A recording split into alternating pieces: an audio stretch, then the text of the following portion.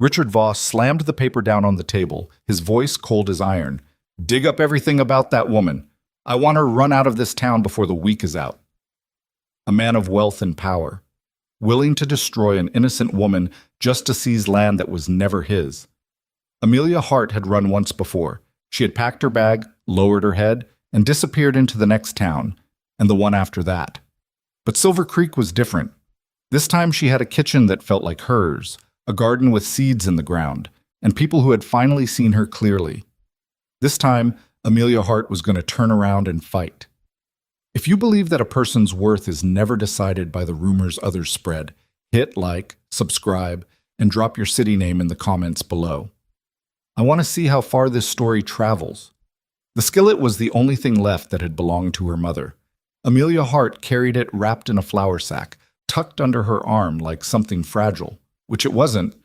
Cast iron never was. But she treated it that way regardless. She'd carried it through 4 towns in 3 years. She'd used it exactly twice, both times in secret, borrowing stoves she had no right to use. The rest of the time it just sat at the bottom of her bag, heavy and familiar, the one object in the world that didn't have an opinion about who she was. Silver Creek announced itself with noise before she could see it. Hammer strikes from a farrier's yard, a dog barking at something it had already given up on, the low creak of a wagon wheel that needed grease. She came around a long bend in the road on foot, her boots worn thin at the left heel, and she stopped for just a moment at the top of the rise to look down at the town laid out below her. It wasn't much. A main street with maybe 15 buildings on each side, 2 of them with fresh lumber that hadn't weathered yet. A water trough in the center with a horse tied to it that looked as tired as she felt. Beyond the far edge of town, open land stretched out in every direction. Brown grass, a line of cottonwoods marking where a creek probably ran, and above all of it a sky so large it made her feel she could disappear into it completely. That thought wasn't entirely unwelcome. She shifted the skillet under her arm and walked down into Silver Creek. Her plan, such as it was, consisted of 2 parts. First, find work. Second, don't tell them her name until they'd already seen what she could do. The second part wasn't deception exactly, it was just experience. She'd learned the hard way that a name could travel faster than a person, and hers had been dragged through enough mud that it arrived places already filthy. The first place she tried was a small restaurant near the far end of the main street. Millie's Kitchen, painted on a board above the door in letters that had started to flake. She pushed through the door and stood just inside while her eyes adjusted. 6 tables, 4 of them occupied with men eating. A woman behind the counter, mid-40s, red-faced from the heat of a small stove. "You need something?" the woman said without looking up. "I'm looking for work," Amelia said. "I can cook." The woman, Millie, presumably, looked up then. Her eyes moved down Amelia's frame quickly, the kind of assessment that was over in under 2 seconds and communicated everything. "I do my own cooking." "I can see that." Amelia didn't say it with an edge. It was just a fact. "I was thinking more along the lines of help. I'm good with prep work, baking, anything you need. I've got a girl already."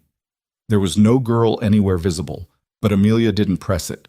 She nodded, said thank you, and walked back out. The second place was a boarding house.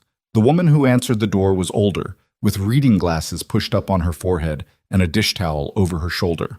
She listened to Amelia's ask, cooking and cleaning in exchange for room and a small wage, and then asked one question. "Where are you coming from?" "Clayfield most recently," Amelia said. "Before that, a few different places." "What made you leave Clayfield?" Amelia kept her expression even. "The work ran out." The woman studied her for a moment, and something shifted in her face. Not hostility, exactly, more like caution closing like a window. "I appreciate you stopping by," she said, "but I'm not looking right now." Third place? Fourth? Fifth? By the time she reached the edge of town on the north side, the sun had moved a quarter across the sky, and her left heel was rubbing raw through the thin leather. She sat down on the step outside a closed dry goods store and pulled off her boot to fold a piece of cloth against her heel, something she'd done so many times, the motion was automatic. A man came out of the building next door, a blacksmith shop, she realized, from the heat still rolling out the open door. He was older, with forearms like oak branches and soot worked into every line of his face. He noticed her sitting on the step and didn't make any sign of it being his business. "You looking for work?" he said. She looked up. "Is it that obvious?" "You got that particular kind of tired that isn't from walking." He sat down on a barrel near the door and pulled out a tobacco pouch. "I've seen it before. Town like this, you either know somebody or you don't." "I don't," she said. He nodded, like that explained the whole morning. "What kind of work?" "Cooking, housekeeping, I'm not particular." He was quiet for a while, working the tobacco. Then he said, "You hear about Caldwell Ranch?" She hadn't. "Ethan Caldwell," the blacksmith said, "owns more land out east of here than most counties I've been through. Lost his wife. Lord, must be 4 years now. Boy too, same winter, fever." He shook his head. "Big spread like that, you need people running it. But he let most of the house staff go, kept his ranch hands because he needed them, but the kitchen's been empty going on 2 years. Men out there are living on beans and whatever they can hunt." Amelia put her boot back on. "You taking on anyone?" The blacksmith made a face that wasn't quite a laugh. "I don't know what he's taking on. He doesn't talk much to people in town anymore. Comes in for supplies, leaves. But I'll tell you this. A man with 30 ranch hands and no cook is a man with a problem he hasn't found the nerve to solve yet." He looked at her. "What's your name?" She hesitated for just a breath. "Amelia." "Just Amelia?" "Hart," she said. "Amelia Hart." He didn't react. Either the name meant nothing here, or he was better at not reacting than most. "Ed Briggs," he said, and stuck out a sooty hand. She shook it. "Ranch is about 6 miles east on the main road. Can't miss it. The gate's got a C burned into the crossbeam." "Thank you," she said. "Don't thank me yet," Ed Briggs said. "Caldwell's not exactly what you'd call welcoming." She thought about everything that waited for her if she turned around and walked back the way she came. Other towns, other doors. The same tired conversation about the work having run out. The weight of a name that arrived before she did. "I'll manage," she said. She reached the gate as the afternoon was getting long. The sea on the crossbeam was burned deep, still dark against the weathered wood. The road beyond it wound through open pasture, and she could see cattle in the distance, and farther on, the main buildings of the ranch. A large house, several outbuildings, a barn that was bigger than the boarding house she'd sat in front of that morning. A ranch hand was fixing a fence post near the gate. He looked up as she came through, squinted, and took his hat off to scratch his head. "You lost?" he said. "I don't think so. I'm looking for Mr. Caldwell." The man looked her over the same way Millie had, but with more curiosity and less judgment. He was young, maybe 22, with a sunburned nose and ears that stuck out from under his hat. "What for?" "To talk about work." He put his hat back on. "What kind of work you think we need?" "Cooking," she said. "From what I heard, you need it pretty badly." He thought about that. He didn't seem offended, which was something. "You'll want to talk to Hector first," he said. "He's the foreman. He'll tell you whether it's worth your time going to the boss." "All right. Where do I find him?" He pointed toward the barn, usually somewhere between there and Aggravated. She found Hector Ruiz outside the barn, standing with his arms crossed, staring at a wagon wheel with the look of a man who had been staring at that wheel for some time and hadn't arrived at any satisfying conclusions. He was compact and weathered, with a face like tanned leather and a gray mustache that seemed to do most of his expressing for him. He turned when he heard her footsteps. "Help you?" he said. "I'm here about the cooking position." Hector looked at her for a moment. "There isn't a cooking position?" "I know. I'm hoping to make one." She said it simply, without performance. "I heard your kitchen's been empty 2 years. Your men are eating beans 3 times a day from what the blacksmith in town told me. I can fix that." Hector's mustache moved in a way that might have been skepticism or might have been consideration. "You cook Frontier?" "I cook everything, Frontier included." "This isn't a fancy house kitchen," he said. "We're feeding 30 men. Start before sunup, work until they're done eating at night." "I understand." "It's not clean work." "Nothing worth doing is." He looked at her for another few seconds. "What's your name?" "Amelia Hart." Nothing on his face. "Where are you from, Amelia Hart?" "Several places," she said. "Most recently Clayfield." "And before that?" "Does it matter?" He considered the question like it was a reasonable one, which she supposed it was. "Might matter to Mr. Caldwell." "Then I'll answer it when he asks," she said. "If he asks." Hector's mustache moved again, and this time she was almost certain it was amusement. "Wait here," he said, and walked toward the main house. She waited.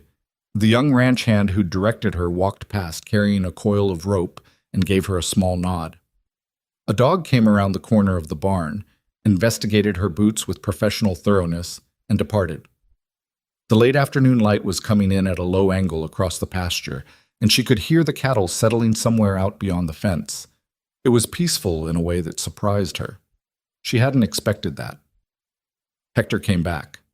"He'll see you," he said, with an undertone that suggested this had not been a foregone conclusion. The main house was large without being grand.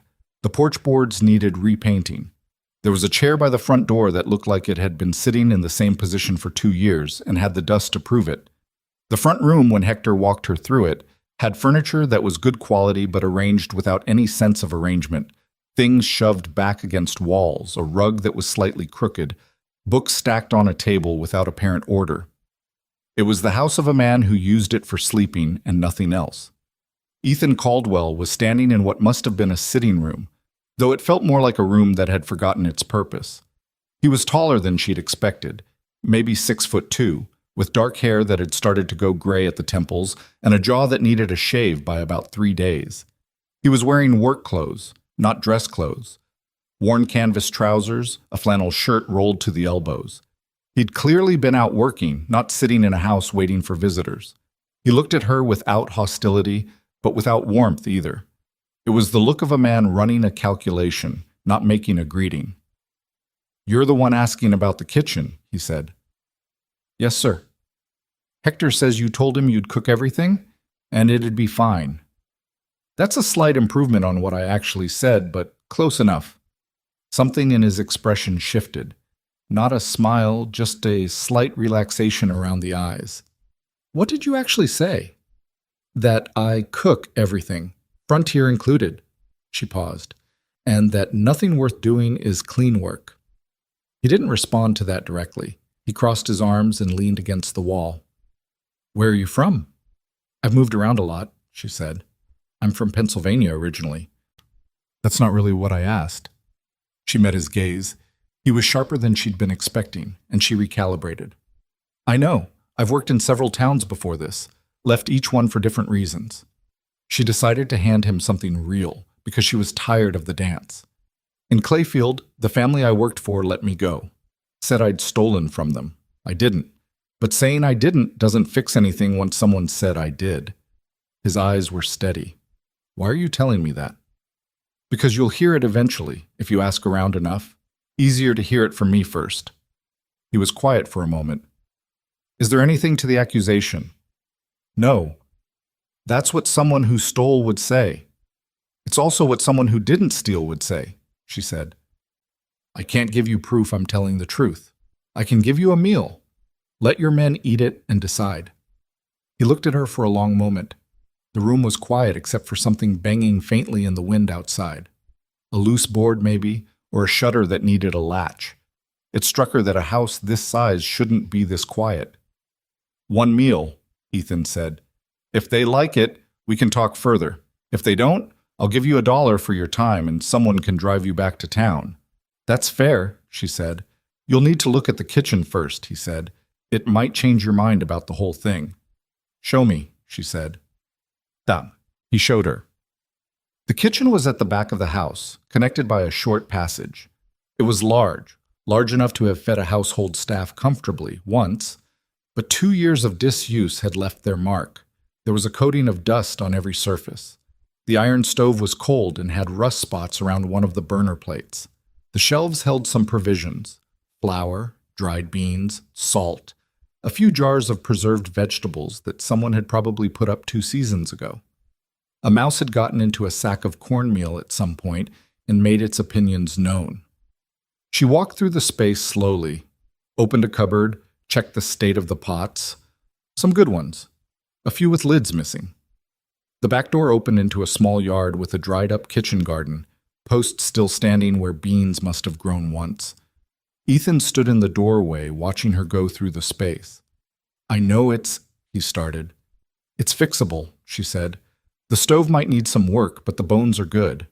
I'll need the rust on that burner plate dealt with. The rest I can manage." "You need a list of what you need from the supply room? Give me 10 minutes to know what I'm working with and I'll give you a list." He left her to it. She stood alone in the kitchen for a moment, letting the quiet sit. Then she opened the door to the passage and called after him. "What do the men like?" He stopped and looked back. "What?" "The ranch hands. Do they have preferences?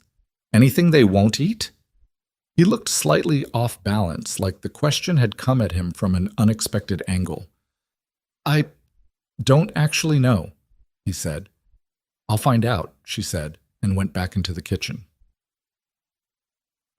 She found Hector Ruiz again and got her information the direct way, walking out to where 3 of the ranch hands were working on a piece of equipment near the equipment shed and asking them straight out. They were surprised enough by the question that they answered honestly. The young one with the sunburned nose, his name was Pete, she learned, said he hadn't had a biscuit worth eating since he was 17. Another man, older, named Cal, said he would personally shake the hand of anyone who could make a beef stew that didn't taste like boot leather. The third one, quiet, named Tom, just said he was tired of beans with every breath, and if she could do something about that, he'd be satisfied. "Noted," she said. She went back to the kitchen, took full stock of the supplies, and spent 30 minutes cleaning the surfaces and getting the stove going. The rust on the burner plate was manageable with the right technique and some elbow grease. She found a block of lard in the cold storage that was still good. There was a smoked ham hock that had been hanging in the storage room, along with dried herbs she recognized: thyme, sage, bay. She made biscuits from scratch. She made a pot of beans that was actually cooked with flavor. The ham hock, onion she found in the garden that had reseeded itself, black pepper, a bay leaf, thyme. She used the cast iron skillet, her mother's skillet, to sear a cut of beef she found in the cold storage that needed to be used soon anyway. She made gravy from the drippings. There wasn't enough for 30 men from that one cut, but there was enough for a demonstration. She didn't rush. Rushing was how you got food that was technically complete and didn't mean anything. When the smells started coming out through the kitchen door, she noticed it happening. Men finding reasons to be near the back of the house that they probably couldn't have explained if asked. Hector came to the kitchen doorway at 5:30. "You about ready?" "10 minutes," she said. "Can you get me 6 or 8 men who aren't doing something urgent?" "I can get you 6. "That's fine." She set the food out on the big kitchen table rather than any dining room, because it felt right, practical, not ceremonial. The biscuits in a cloth-lined basket, the beans in the pot with a ladle, the beef and gravy on a platter, sliced thin so it went further. The men came in and sat down with the wariness of people who had been burned by anticipation before. Pete was there, and Cal, and the quiet one, Tom. 3 others she hadn't met yet. She stood at the far end of the table and let them start. The first man to reach for a biscuit was Cal, the one who'd asked for stew. He bit into it and chewed slowly, and his expression did something involuntary, the kind of shift that a person can't control because the body reacts before the face can decide what to do. He put the biscuit down, picked it back up, and kept eating without saying a word. Pete tried the beans, put the spoon down, picked it back up. Tom didn't say anything, but he ate steadily and didn't look up. No one spoke for a while. Then Cal said quietly to the man next to him, "This is the kind of thing that makes you remember your mother made decent food." Pete looked up at Amelia. "Where did you learn to cook like this?" "My mother," she said, "and a lot of years practicing," Tom said, without looking up from his plate. "Gravy's good." Coming from Tom, she had the sense this was a significant statement. She didn't react too much, just nodded and said she'd pass that along to the beef. Ethan Caldwell was standing in the doorway to the kitchen. She hadn't heard him come in. He was watching the men eat, and his expression was the hardest thing in the room to read. Not guarded exactly, more like someone watching something that affected him more than he wanted it to. She walked over to him. "Well?" she said quietly. He looked at her. His jaw worked slightly like he was searching for the right words and not finding them as fast as he wanted. "The men like it," he said finally. "I can see that. Where did you—" He stopped, started again. "The smell was—" He stopped again. "You don't have to say it," she said. "It smelled like this house used to smell," he said. He said it quietly, not for effect, just as a plain statement of fact. And because it was a plain statement of fact, it hit harder than anything performed could have. She didn't say anything back. There wasn't really anything to say. After a moment, he said, "We should discuss terms." "Yes," she said. "We should." Sam. They sat at the kitchen table after the men had cleared out, the remnants of the meal still on the surface between them. Ethan Caldwell wasn't a man who arranged himself for conversations. He sat the way he'd probably sat all his life, elbows on the table, direct. She appreciated that. She'd spent too many years across tables from people who were thinking about how they looked while they talked. "Wages," he said. "What do you expect?" She told him a number that was fair and not extravagant. He nodded. "Board included. There's a room off the kitchen that used to be the cook's quarters. It's been used for storage, but it can be cleared out." "I'll clear it out myself," she said. "You don't have to." "I'd prefer it," she said. "I like knowing what I'm starting with." He looked at her steadily. "The accusation you mentioned. From Clayfield." Here it was. She'd known it would come back. "I didn't steal from them," she said. "The family I worked for, the Varden family. They had a ledger missing some money. I was the easiest person to blame. I was young, I had no family nearby, and they knew I wouldn't have the resources to fight them." She kept her voice even. "I did not take their money. But I couldn't prove that, and they had the town's ear, and so I left. I've been leaving places ever since then, every time someone gets hold of that story." He held her gaze. "Why tell me this before I asked?" "Because I'm tired," she said. It came out simpler than she'd intended, but it was true.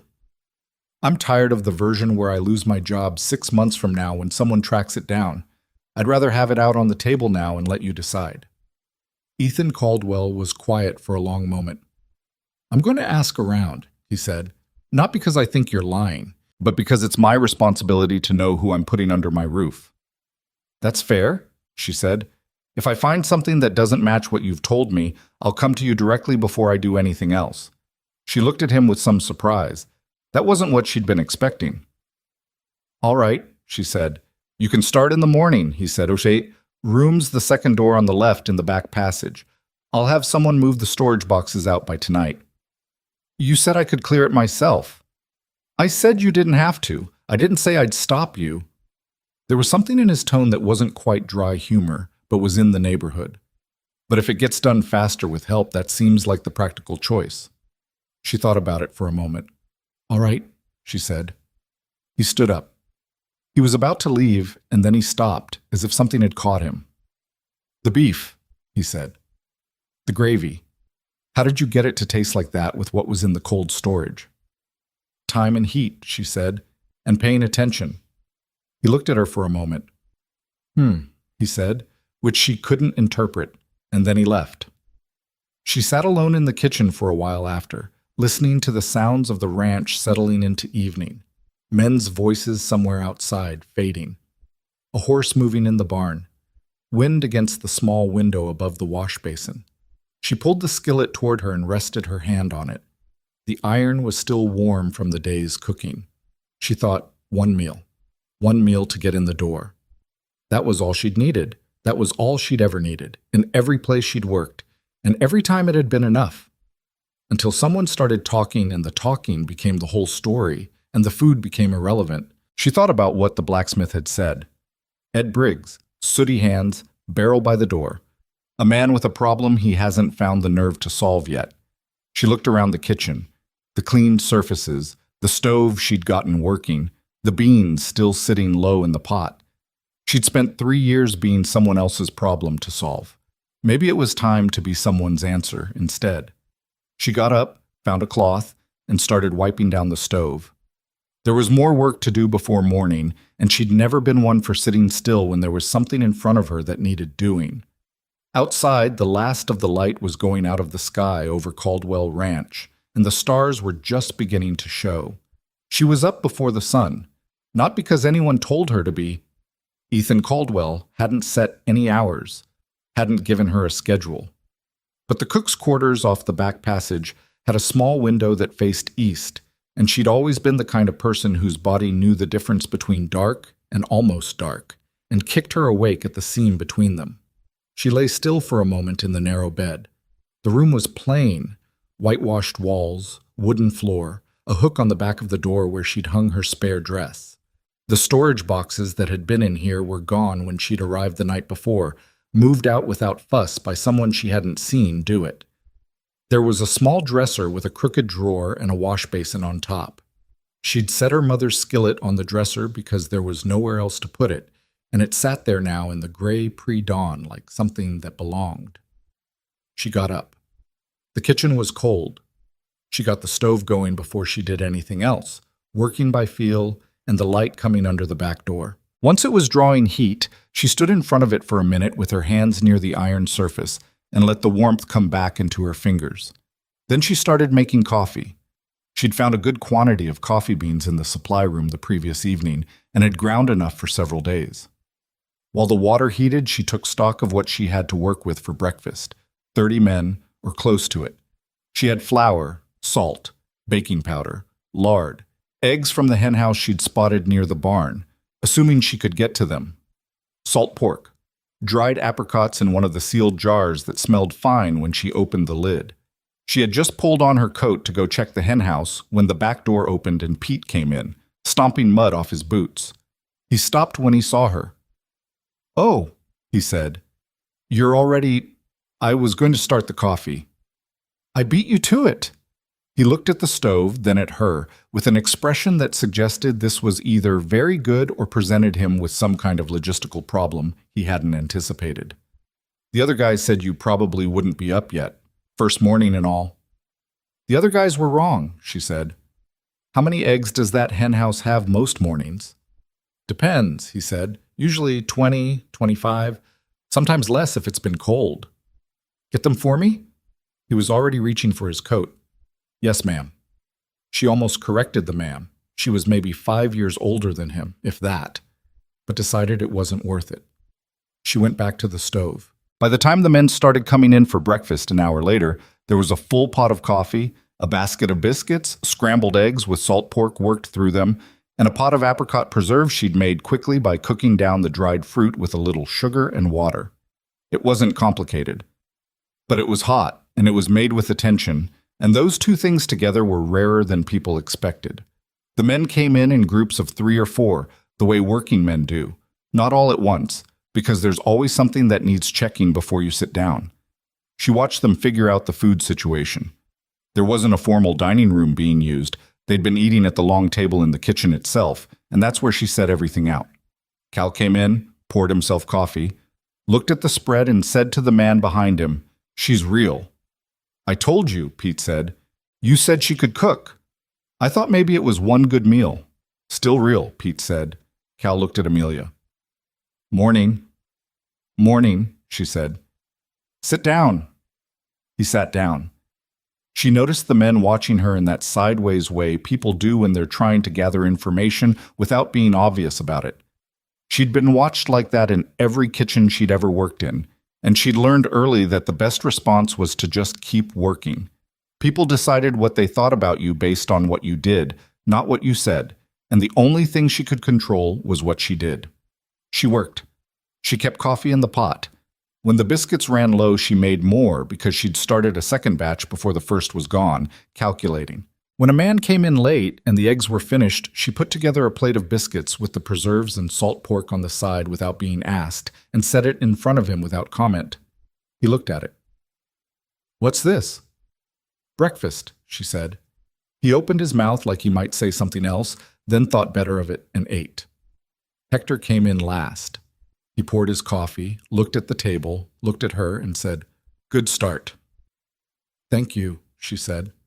"Don't get comfortable," he said, but his mustache was doing the thing she'd started to recognize as suppressed approval, so she didn't take the words too hard. Ethan Caldwell didn't come into the kitchen for breakfast. She'd half expected that. A man who'd been living in a house like a ghost for 2 years didn't automatically reattach to its rhythms because a new cook showed up. She set a plate aside anyway, biscuits, eggs, preserves, and left it at the end of the counter. When she came back from starting the lunch prep an hour later, it was gone, and the plate had been rinsed and left upside down next to the wash basin. She looked at it for a moment, then turned back to her work. The first week was harder than she let anyone see. The kitchen itself was manageable once she'd made peace with its limitations. The stove had a hot spot on the left side that she had to account for, or things scorched. The oven door didn't seal right at the top and lost heat, which meant she had to add time to everything she baked.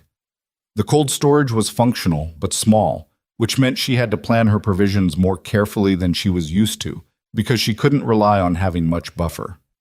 None of that was the hard part. The hard part was the men, not hostility. Most of them weren't hostile. It was something more like skepticism expressed in the form of small tests, things that probably weren't entirely conscious. Cal would come in and ask for something she hadn't made, and watch to see how she handled it. One of the older hands, a man named Garrett, who had a face like weathered saddle leather and said very little, came into the kitchen one afternoon and stood watching her work for a solid 10 minutes without explanation, then left. Pete just kept appearing, which she eventually understood was his way of trying to be helpful, even when she hadn't asked for anything. "Do you need help?" he'd ask. "I'll let you know," she'd say. "Okay." He'd stand there another 30 seconds. "Are you sure?" On Thursday afternoon, she finally just handed him a sack of potatoes and a peeling knife and told him to make himself useful, and his expression of pleased relief was so genuine she had to turn back to the stove to hide her reaction. She also had to navigate the small social geography of a working ranch kitchen, which had its own unwritten rules. The men had a pecking order she was still learning. Garrett was senior and commanded silence by default. Cal was the one who talked, and the others mostly let him. Tom, quiet Tom who'd said the gravy was good and meant it, turned out to be the one people went to when there was an actual problem, which suggested something about the difference between who talked and who mattered. She filed all of it away. Understanding people was as important as feeding them, maybe more. On Friday, something shifted. She'd made a proper beef stew. She'd been working toward it all week, managing the provisions carefully so she'd have what she needed. Not the quick version, the real version. The kind that took most of the day and made the kitchen smell like something you wanted to stay near. She'd had to improvise in places. She'd found a few dried mushrooms in the supply room that she'd soaked and added, and she'd used some of the preserved vegetables to deepen the broth when the fresh ones ran short. When the men sat down for supper, Cal had 3 bowls. He ate the third one in silence with an expression of such absolute focus that Pete kept looking at him. "You all right?" Pete said. "Don't talk to me," Cal said. I'm busy," Cal said, and had another spoonful. Tom looked up at Amelia and said, "This is as good as anything I've had in 10 years. From Tom, she was starting to understand, this was approximately equivalent to a standing ovation. After supper, when the kitchen was mostly cleared, Garrett came and stood in the doorway. She was scrubbing the stew pot and didn't stop. "Where'd you learn to make stew like that?" he said. "My mother started teaching me when I was 7, she said. "I've been adding to it since." He was quiet for a moment. "Is she still around, your mother?" "No," Amelia said. "She's not." He nodded once, slowly. "Mine either," he said, and then he walked away. She stood at the wash basin with her hands in the warm water and held on to that for a moment. It wasn't much, but it was the first thing Garrett had said to her that wasn't surveillance, and she'd learned long ago to take the small openings seriously. Go time. She found the garden on Saturday morning. She'd known it was there. She'd seen the post from the kitchen window, the dried stalks of last year's planting still standing. But she hadn't had time to really look at it until the morning routine was running well enough that she could step away briefly. She went out the back door and stood in the kitchen garden proper and assessed it with the practical eye she brought to everything. It was in worse shape than she'd hoped, and better shape than she'd feared. The soil had gone to weeds, but it was still good soil. She could tell from the color and the way it turned with her boot heel. Someone had kept this garden with real attention once. The bean poles were still solid. There was a frame for climbing vegetables along the back fence that just needed some of the wire replaced. She was crouching down examining the soil near the far end when she heard a footstep and looked up to find Ethan Caldwell standing at the garden gate. He looked slightly caught, the way people do when they've come somewhere and found it occupied. "I wasn't," he said, and then didn't finish the sentence. "Morning?" she said. "Morning." He looked around the garden. "I haven't been back here in a while." "I can see that," she said, without any edge. She stood up, brushing her hands on her apron. "Soil's still good, though. Whatever was planted here before was well tended." Something moved across his face, fast, then gone. "My wife," he said. "She kept this." Amelia didn't say she was sorry. People said that too much, and it stopped meaning anything. She just nodded. "She grew everything," he said. He wasn't looking at Amelia now, just at the garden. Tomatoes, beans. She had this particular kind of pepper she'd gotten seeds for from somewhere back east. I don't even remember the name of it, but she'd fuss over those pepper plants every year like they were going to award or something. He stopped. His jaw was tight. "If I plant this season," Amelia said, "it won't look the way it did when she kept it. I want you to know that. Different person, different hands." He looked at her then. "I'm not asking for it to look the same." "I know. I just wanted to say it." She paused. "Do you want me to plant it?" He held her gaze for a moment, and something in his expression was effortful in a way she couldn't quite name. "Yes," he said. "It's a waste otherwise."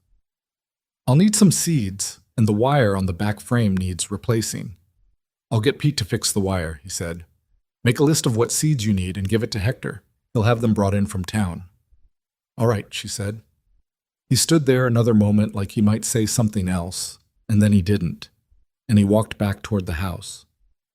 She turned back to the garden and looked at the black soil and the dead stalks and the frame along the back that needed wire. She thought about a woman she'd never met who had planted peppers here and fussed over them each year. She crouched down and pushed her fingers into the soil. It was cold from the night, but there was something alive in it still, dormant, waiting. Good soil was patient that way. She'd plant it right. She couldn't promise anything beyond that. The trouble announced itself on Tuesday of the following week, when a man she hadn't seen before rode up to the ranch. She noticed him because she happened to be near the front of the house, having gone to ask Hector something about the supply delivery, and she saw the man come through the front gate on a horse that was too good for ordinary business. A gray, well-fed, expensive. He was wearing town clothes, which meant he wasn't a rancher. He had the self-possession of someone who expected to be received well wherever he went. Hector went to meet him. She watched them talk for a moment. She couldn't hear what they said, and Hector's body language was the kind of careful that wasn't quite comfortable. She went back to the kitchen. But later that afternoon, she was coming down the main passage of the house with a basket of linens she'd offered to wash along with the kitchen cloths when she heard voices from the front sitting room. The door was partly open. She wasn't trying to listen. She was going to pass by. But she heard her own name and stopped. "Don't know anything about this woman you've taken on." The voice was smooth, practiced. The man on the gray horse. "I'm only raising it as a concern, Ethan, as someone who looks out for your interests." "I didn't ask you to look out for my interests, Richard." Ethan's voice, flat and controlled. "Your men are eating well, I understand that. But a woman who shows up with no real references, no family, no roots in this community. Most of the men working this ranch showed up with no references," Ethan said. "That's how frontier hiring works." "This is different." "Why is it different?" A pause. "Because she has access to your house. Because she's a woman living under your roof, and people notice these things." "People always notice things," Ethan said. "Usually they notice the wrong ones." Another pause, longer. "I heard something from a man who came through from Clayfield last month, about a woman by the name of Hart." Amelia went very still in the passage. "What did you hear?" Ethan said. "That she was let go from a family there under some unpleasant circumstances. Theft, apparently." "I'm aware of that," Ethan said. "She told me herself the first day." The pause that followed had a different quality, recalibrating. She told you. She did. And you believe her. I haven't seen any reason not to. Ethan's voice had an edge now, quiet, but there. Is there something specific you're bringing me, Richard? Or is this just the Clayfield rumor making another lap? I'm just saying, the smooth voice said, easing back, that a man in your position can't be too careful. I'll keep that in mind, Ethan said. I appreciate you stopping by. It wasn't an invitation to stay, and whoever Richard was, he heard it. She heard footsteps, the front door, and then quiet. She stood in the passage for a moment longer than she needed to. Then she walked on toward the laundry, her steps even, the basket balanced on her hip, not rushing and not slowing. She'd known this was coming. She'd known it from the day she walked into this town. The only question was always how fast it arrived and who it arrived with. She thought about the man on the gray horse, the smooth voice. As someone who looks out for your interests, men who said things like that never actually meant things like that, in her experience. Men who looked out for other people's interests usually put their own name in the ledger eventually. She wrung out the laundry with more force than strictly necessary and hung it in the afternoon sun. She asked Hector about it that evening. Not directly. She'd learned that Hector responded better to indirect approaches, where you let the topic arrive on its own rather than putting it in front of him like something to be decided on. She waited until he came in for his end-of-day coffee, which he did most evenings around 7, and she let him get settled before she said, "Who was the man on the gray horse this afternoon?" Hector wrapped his hands around his mug. "Richard Voss." "And who is Richard Voss?" He looked at her over the rim of the mug. "Man with more money than this county's seen in a generation. Runs a land brokerage, buying up parcels, consolidating, reselling, mostly legitimate." He paused. "Mostly." "What's the mostly?" Hector put the mug down. "He's been trying to acquire land in this valley for about 3 years. Caldwell Ranch is the centerpiece. Biggest, best watered, sits on the main cattle route north. If Voss gets this land, he can control what moves through this valley and what doesn't." He picked the mug back up. "Mr. Caldwell has said no every time Voss comes asking." "How often does he come asking?" "Used to be every few months, last 6 months more often." Hector looked at her steadily. "Why are you asking about Voss?" "I heard him mention my name," she said. "To Mr. Caldwell." Hector's mustache moved. "What did he say?" "That I had no references and no community ties and that people were noticing things." She said it plainly. "And something about Clayfield." He was quiet for a moment. "What did Mr. Caldwell say?" "That he was aware of the Clayfield matter, that I told him myself." Hector nodded once. "Then that's handled." "For now," she said. He looked at her with something that wasn't quite sympathy, but was in the same general direction. "You knew something like this was going to happen." "I've been expecting it since I walked in the gate," she said. "I just wanted to know who I was dealing with." "Now you know," he said. "Now I know," she said, and got up to start the morning prep for the next day. 2 weeks passed and the ranch changed. Not dramatically, not in a way anyone announced, but Amelia noticed it in the accumulation of small things, which was usually where real change lived.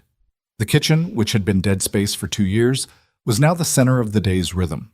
Men started timing their breaks differently, finding reasons to pass through, not necessarily to eat, but to check what was on the stove, to exchange a few words with Pete, who had become a reliable presence in the kitchen, or to tell her something they needed or thought might be useful. Garrett, who had stood watching her work that first week without speaking, started stopping by in the evenings. He'd pour a coffee and lean against the doorframe, and sometimes he'd talk and sometimes he wouldn't, but either way he was there. She got used to it. He'd grown up on a ranch in Texas. His wife had died of something the doctors couldn't name 15 years ago. He had a daughter in Kansas City he wrote to but hadn't seen in 7 years, and the way he said that last part, flat and without explanation, told her there was more to that story than he was giving. She didn't push it. People told you what they were ready to tell you, and pressing just made them retreat. The garden was coming along. Pete had replaced the wire on the back frame in an afternoon, and she'd gotten the seeds she needed. Beans, tomatoes, onions, carrots, a few herbs. The soil turned easily once she got it cleared of the dead stalks and weeds, and she'd been putting kitchen scraps into one corner to break down into compost for the next bed over. It was early yet, nothing was above ground, but the seeds were in the dirt, and the dirt was ready, and that was enough for now. Ethan Caldwell came to the garden gate again one morning and found her on her knees weeding the edge of the first bed. He stood there long enough that she looked up. "Getting anywhere?" he said. "Slowly," she said. "Like everything worth doing." He looked out over the turned earth. "You put in tomatoes." "Against the south fence where they'll get the afternoon sun," she said. "That's usually the best spot." He was quiet for a moment. "She used to stake them with cane poles," he said. "Cut them herself from the creek bank." "I'll find some," Amelia said. He looked at her.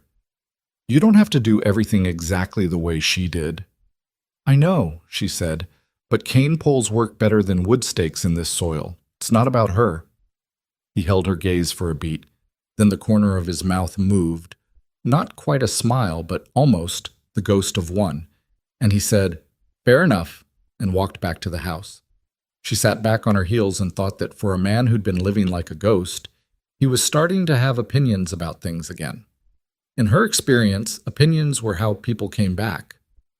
The day Ethan sat down for a meal in the kitchen was a Thursday. He just appeared at the table at midday, same as anyone else, and Cal made a point of not looking surprised, which meant he'd noticed but had the sense not to remark on it. Amelia set a plate in front of Ethan, the same as she set plates in front of the others. No fanfare, no special treatment, and went back to the stove. "This is good," Ethan said after a few minutes, to no one in particular. "It's pork and root vegetables," she said from the stove, "same as everyone else." "I know what it is," he said. He sounded almost amused. "Then you know why it's good," she said. Cal caught Pete's eye across the table and did something subtle with his eyebrows that Pete clearly found significant, because Pete looked immediately and very deliberately at his plate. Ethan finished his meal, left his plate at the table instead of the counter, small difference, big signal, and went back to work without another word, but he came back for supper. On a Friday afternoon, 3 weeks after her arrival, Amelia was in the middle of making bread when she heard the commotion near the main gate. She wiped her hands and looked out the kitchen window, but she couldn't see much, just movement, horses, voices with an edge to them. She went to the back door. Pete came around the corner of the house at something close to a run, which was unusual for Pete, whose default pace was ambling. He saw her and changed direction toward her. "What happened?" she said. "The north fence," he said. "Someone cut it. Cattle got out into the creek bottom. They're scattered down half a mile of the bank." "How many hands does Mr. Caldwell have out there?" "All of them," Pete said. "Hector's riding out now. It's going to be half the night rounding them up." She thought for about 2 seconds. "Can you drive the supply wagon?" "Yeah, why?" "Go hook it up," she said. "I need to send food out there. You can't work half the night on nothing." He looked at her. "Amelia, that fence didn't cut itself." She met his gaze. He was young, but he wasn't naive. "No," she said quietly. "It didn't. Go hook up the wagon." She went back into the kitchen and started calculating. She had bread already halfway done, which she could finish fast. She had the remains of the lunch stew she could reheat and transport in the cast iron. She had coffee that was non-negotiable. She worked fast and didn't spill anything because she couldn't afford to. While her hands were busy, she was thinking about a man on a gray horse who had too much money and too much interest in a ranch he didn't own, about a fence that didn't cut itself, about a smooth voice saying, "As someone who looks out for your interest." She packed the wagon. She thought about this Clayfield story and how it had followed her here like a shadow, about how Richard Voss had known about it within weeks of her arrival. She set the cast iron pot into the wagon with a folded cloth underneath it to keep it from sliding. She thought, he's not just coming for the land, he's coming for anything that might make Ethan Caldwell stronger. And right now, Amelia Hart, whether she'd meant to be or not, was one of those things. She climbed up next to Pete on the wagon seat. "Let's go," she said. He slapped the reins and the wagon moved out through the gate and down the road toward the north pasture where 30 men were working in the last of the afternoon light to bring back what someone had tried to take from them. She held the coffee pot steady with both hands and thought about Richard Voss, and about what she knew about men like him, and about what she was going to do about it. She wasn't running this time. They got the cattle back by 9 o'clock that night. Not all of them. 3 head were still missing when Hector finally called the men in from the creek bottom, and he sent 2 riders out again at first light the next morning to keep looking. But 27 out of 30 wasn't a disaster. It was close enough to one that nobody was in a mood to be relieved about it. Amelia had driven the wagon out to the north pasture in the last hour of daylight and set up at the gate where the men were funneling the cattle back through. She'd kept the stew hot by wrapping the cast iron in 2 layers of wool blanket, and the temperature held better than she'd expected. She poured coffee until the pot was empty and then went back to the wagon for the second one she'd thought to bring. The men ate standing up between runs, grabbing biscuits and bowls of stew in the gaps between one group of cattle coming in and the next group needing to be pushed. Nobody sat down. Nobody talked much. It was that particular kind of tired where words cost more than they were worth. Ethan came through twice, the first time he passed the wagon without stopping, moving fast toward the creek with Hector. The second time, near dark, he stopped and held out his hand for a cup of coffee without saying anything. She poured it. He drank it standing there, his hat pushed back on his head, his eyes still out toward the creek bottom where she could hear men calling to each other through the brush. 3 still out? She said. At least, he said. He drank the rest of the coffee and handed the cup back. You didn't have to come out here. I know, she said. He looked at her for a moment in the fading light. His face was dirty, and there was a cut on his left forearm, she noticed when he handed back the cup. Not serious, the kind of thing you get from moving through brush fast without caring about your arms. Thank you, he said. Eat something before you go back in, she said. Stew's still hot. He looked at the pot. He was the kind of man who'd run himself until he dropped without eating if nobody said anything. She'd figured that out inside the first week. He took a bowl. She turned back to the wagon and started consolidating what was left so she could drive back before it got fully dark. She heard him eat behind her, fast, the way working men eat when food is fuel and nothing else, and then set the bowl on the wagon gate. The fence didn't fail, he said quietly. Not a question. She turned around. Pete said the same thing. Pete's right. His jaw was set in a way she'd come to recognize. Wire doesn't cut itself clean. This was done with a tool. She met his gaze. Voss? He didn't answer immediately. That was its own kind of answer. I can't prove it, he said. Not yet. But you think so? I think, he said carefully, that Richard Voss has been trying to make this ranch unworkable for the better part of a year, and I think the timing of it doesn't land by chance. He looked at her directly. He came to talk to me about you 3 days before the fence. I know, she said. I heard some of what he said. He didn't seem surprised. How much? Enough. She folded the wool blanket over the now cold cast iron pot. He's working an angle. The fence is one thing. The story about me is another. He's not going to come at you straight because he can't win that way. Ethan watched her for a moment. You're not frightened. She thought about it honestly. I've been frightened plenty, she said. I'm past it at this point. Being frightened of men like that is exactly what they want. He held her gaze for a beat longer than felt casual. Drive back carefully, he said. Pete, go with her. Pete materialized out of the near dark. She hadn't even seen him standing there, and said, Yes, sir, and climbed up to the wagon seat. Amelia got up beside him and clicked the horse forward. As they turned out of the gate, she looked back, and Ethan Caldwell was already gone, back into the dark toward the creek, toward the cattle that still needed finding, toward the problem that didn't have a clean solution yet. She faced forward and held the reins and thought about Richard Voss. The story reached town before she did. That was what she found out on the following Wednesday when she drove the supply wagon into Silver Creek with Pete alongside her for the weekly provisions run. She'd been making this run for 3 weeks now. It was practical. She knew what the kitchen needed, and she could check quality herself rather than relying on what Hector ordered from description. And Silver Creek had gotten used to seeing her, which meant the people she dealt with regularly had relaxed enough to stop performing. Martha Greer at the dry goods store had stopped being formally polite and started being actually friendly, which was a meaningful difference. She'd started saving good onions from the back when she knew Amelia's run day was coming up, because she said most people didn't know what a good onion looked like, and it was a waste to let them pick through the stalk. It was Martha who told her. She said it the way you told someone something they needed to know, but that you wished you didn't have to be the one saying. She waited until Pete had gone down the street to the farrier for some rope, and it was just the two of them in the store, and then she leaned on the counter and said, "There's some talk going around. About you. I thought you should hear it from someone who isn't repeating it to be cruel." Amelia set down the jar she was examining. "Go ahead." "People are saying you've got a history, that you robbed a family in Clayfield and got run out." Martha paused. "And that you've worked yourself into Caldwell Ranch under false pretenses. That there's something between you and Ethan Caldwell that isn't appropriate." Amelia was quiet for a moment. "Who's saying it?" she said. "It's not one person," Martha said with a kind of uncomfortable honesty. "That's the trouble. It's already past the point where you can trace it.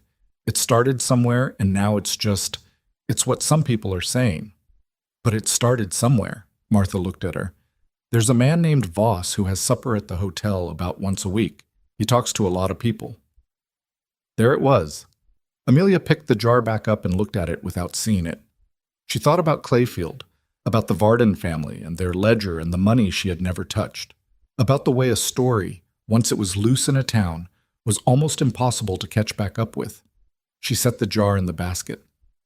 "Thank you for telling me," she said to Martha. "What are you going to do?" Martha said.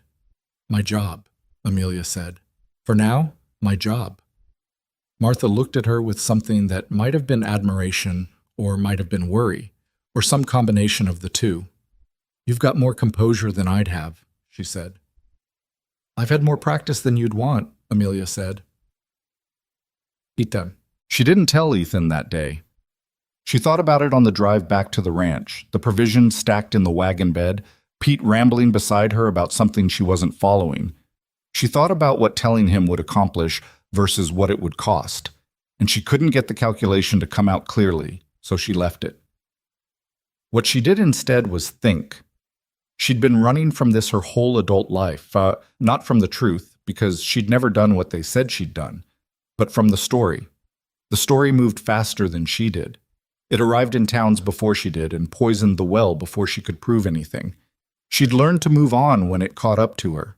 Get ahead of it or move on. Those were the only two plays she'd ever found. But moving on from Caldwell Ranch meant walking away from the first kitchen that had felt like hers in years. It meant leaving the garden with its seeds in the ground and the tomatoes that would need staking in another few weeks. It meant leaving Pete, who was learning to make biscuits with an earnestness that was almost painful to watch, and Cal and his 3 bowls of stew, and Tom, who hoarded compliments so tightly that when one came out it meant something. It meant leaving Garrett and his end-of-day coffee and his daughter in Kansas City he hadn't seen in 7 years. And it meant leaving Ethan Caldwell to a house that would go quiet again. She gripped the reins tighter and stared at the road. She was done running. She'd told herself that before and hadn't held to it, because the cost of staying had always felt bigger than the cost of leaving. But something had shifted in these weeks on this ranch. She didn't have a clean word for what it was. Not comfort exactly, because nothing about frontier life was comfortable, and not belonging yet, because belonging took longer than a month. More like direction. Like for the first time in 3 years she was moving towards something instead of away. She wasn't going to let Richard Voss take that from her. The question was what she could actually do about it. She started asking questions carefully, the way you did when you needed information but couldn't afford to look like you were collecting it. She asked Martha Greer over the next 2 weeks, in the way of ordinary conversation, about Richard Voss, who he dealt with, who'd sold to him and who'd refused, whether anyone had regretted either. She learned that Voss had acquired 6 parcels in the valley over the past 3 years. 2 of those acquisitions had gone through without any particular drama. 3 of them had been preceded by problems. A barn fire on one farm, a water dispute that mysteriously escalated on another, a string of equipment failures on a third, that had worn the owners down to selling at Voss's price rather than their own. The 6th parcel was more interesting. A man named Douglas Webb had owned the eastern edge of the valley, A property smaller than Caldwell Ranch, but sitting on the same creek system. He'd resisted selling for 2 years. Then his eldest son had been arrested for theft, a charge, Webb maintained to anyone who'd listen, that had been manufactured. Webb had spent everything he had on lawyers and lost anyway. He'd sold the land to Voss 6 months ago to pay the legal costs. Martha told her this in pieces over 3 visits, each piece offered with the casualness of someone sharing local history rather than evidence. But she was watching Amelia's face while she talked, and Amelia understood that Martha Greer knew exactly what she was doing. "The Webb boy," Amelia said on the 3rd visit. "What happened to the theft charge in the end?" "Dropped," Martha said, rinsing a glass behind the counter. 2 months after Webb sold. Insufficient evidence, they said. Amelia was quiet. "Webb's in Billings now," Martha said. "Took his family and left. He doesn't talk about it." "But he could," Amelia said. Martha looked at her. "If someone asked him the right way," she said carefully, "he might?" Amelia nodded. She filed it away. She also, carefully, asked Ed Briggs the blacksmith about the fence cutting. Ed had been in Silver Creek for 30 years and had the kind of knowledge that accumulates when you stay somewhere long enough. He knew who did what kind of work, who owned what kind of tools, who'd been where. He couldn't tell her anything definitive about the fence, but he told her that Voss had 2 men on his payroll who weren't associated with his land brokerage business in any official capacity. They ran errands, he said, with a particular lift of one eyebrow, and had been known to be in places before trouble arrived there. "Their names?" Amelia said. Ed looked at her for a long moment. "Why?" "Because knowing things is better than not knowing them," she said. He told her. Cut. The confrontation with Ethan happened on a Thursday evening, 3.5 weeks after the fence. She'd been building toward telling him, organizing what she knew into something that could be said plainly, without drama, without looking like she was trying to involve herself in ranch business that wasn't hers. She'd been waiting for the right moment, which she'd learned long ago meant a moment when you weren't cooking, weren't in the middle of something that could be interrupted, and weren't likely to be overheard. She found him in the evening, on the porch. He came out sometimes after supper when it was cooling down and sat in the chair that had been gathering dust when she'd arrived, but that someone, her, eventually, without announcement, had cleaned off and put a better cushion on. He wasn't sitting in it exactly, more leaning against the porch rail, looking out at the pasture in the last of the light. She came out and stood at the other end of the porch. "I need to tell you some things," she said.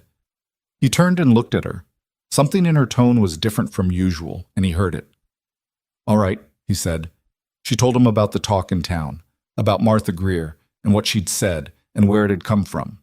She told him what she'd learned about the 3 properties that had had problems before Voss acquired them. She told him about Douglas Webb and his son's theft charge and the timing of its dismissal. She told him Ed Briggs's information about the 2 men on Voss's payroll who weren't in the official business records. She told him all of it plainly, without embellishment, and she watched his face while she talked. He was very still. He had the quality, she'd noticed, of going quiet in inverse proportion to how serious something was. The more it mattered, the less he moved. When she finished, he was completely still. "How long have you been finding this out?" he said. 3 weeks, she said. "Since the fence." He looked at her. "You didn't tell me." "I didn't have enough yet," she said. "Telling you pieces before I had the shape of it seemed more likely to cause problems than solve them." His jaw worked. "That wasn't your call to make." "I know," she said. "I'm sorry." She said it directly, without qualification. "I should have told you sooner. I was trying to be useful and I misjudged where the line was." He looked at her for a long moment. She didn't look away. "Webb," he said finally. "Douglas Webb. He's in Billings. Someone reached out to him, asked him to talk about what happened. It might be worth hearing." "He'd have to be willing to say it openly," Ethan said. "A private conversation doesn't change anything." "I know," she said, "but if he's willing, his account of what happened to his son, combined with what Ed knows about Voss's men, combined with the pattern on the other properties—" "It's circumstantial," Ethan said. "Most of it is," she said, "but circumstantial things that point the same direction tend to become convincing when you put them in a room together." He turned back toward the pasture. She could see him working through it, not dismissing what she'd said, but not accepting it wholesale either. That was the right response, actually. She would have trusted him less if he'd grabbed it and run with it without thinking. "The talk in town," he said. "About you." She said nothing. He turned to look at her again. "Is it getting worse?" "Probably," she said. "That's how it works. Voss plants it and then doesn't have to tend it. Other people do that part for him." Ethan's face did something complicated. "I should have," he started. "Don't," she said. "I should have pushed back publicly," he said, with some force. "When he came here and I heard what he was saying, you told him you knew and didn't believe it," she said. "That was the right thing. Pushing back publicly before you had standing to do it would have looked like defensiveness and made the story bigger." He looked at her. "You're very calm about this." "I've been through it before," she said. "Being calm about it is the only thing that helps." "It's not fair," he said, and said it with a bluntness that surprised her, like the words came out before he decided to say them. "No," she said. "It's not." The evening had gone dark enough that she could see the first stars coming up over the ridge to the east. Somewhere in the barn a horse moved. The sound of it was ordinary and grounding. "I'll write to Webb," Ethan said. "Tonight." "All right," she said, "and I want to talk to Ed Briggs myself about those men of Voss's." He pushed off the rail and stood straight. "What you did, finding this out, that took some courage." She shook her head slightly. "It took asking the right people the right questions. That's not courage. That's just paying attention." "Those aren't mutually exclusive," he said. She didn't have an answer for that. They stood on the porch for a moment with the dark between them, and it wasn't uncomfortable, which was its own kind of thing. "Morning starts at the usual time?" he said. "It is," she said. "Good night, Amelia." "Good night, Mr. Caldwell." He went inside.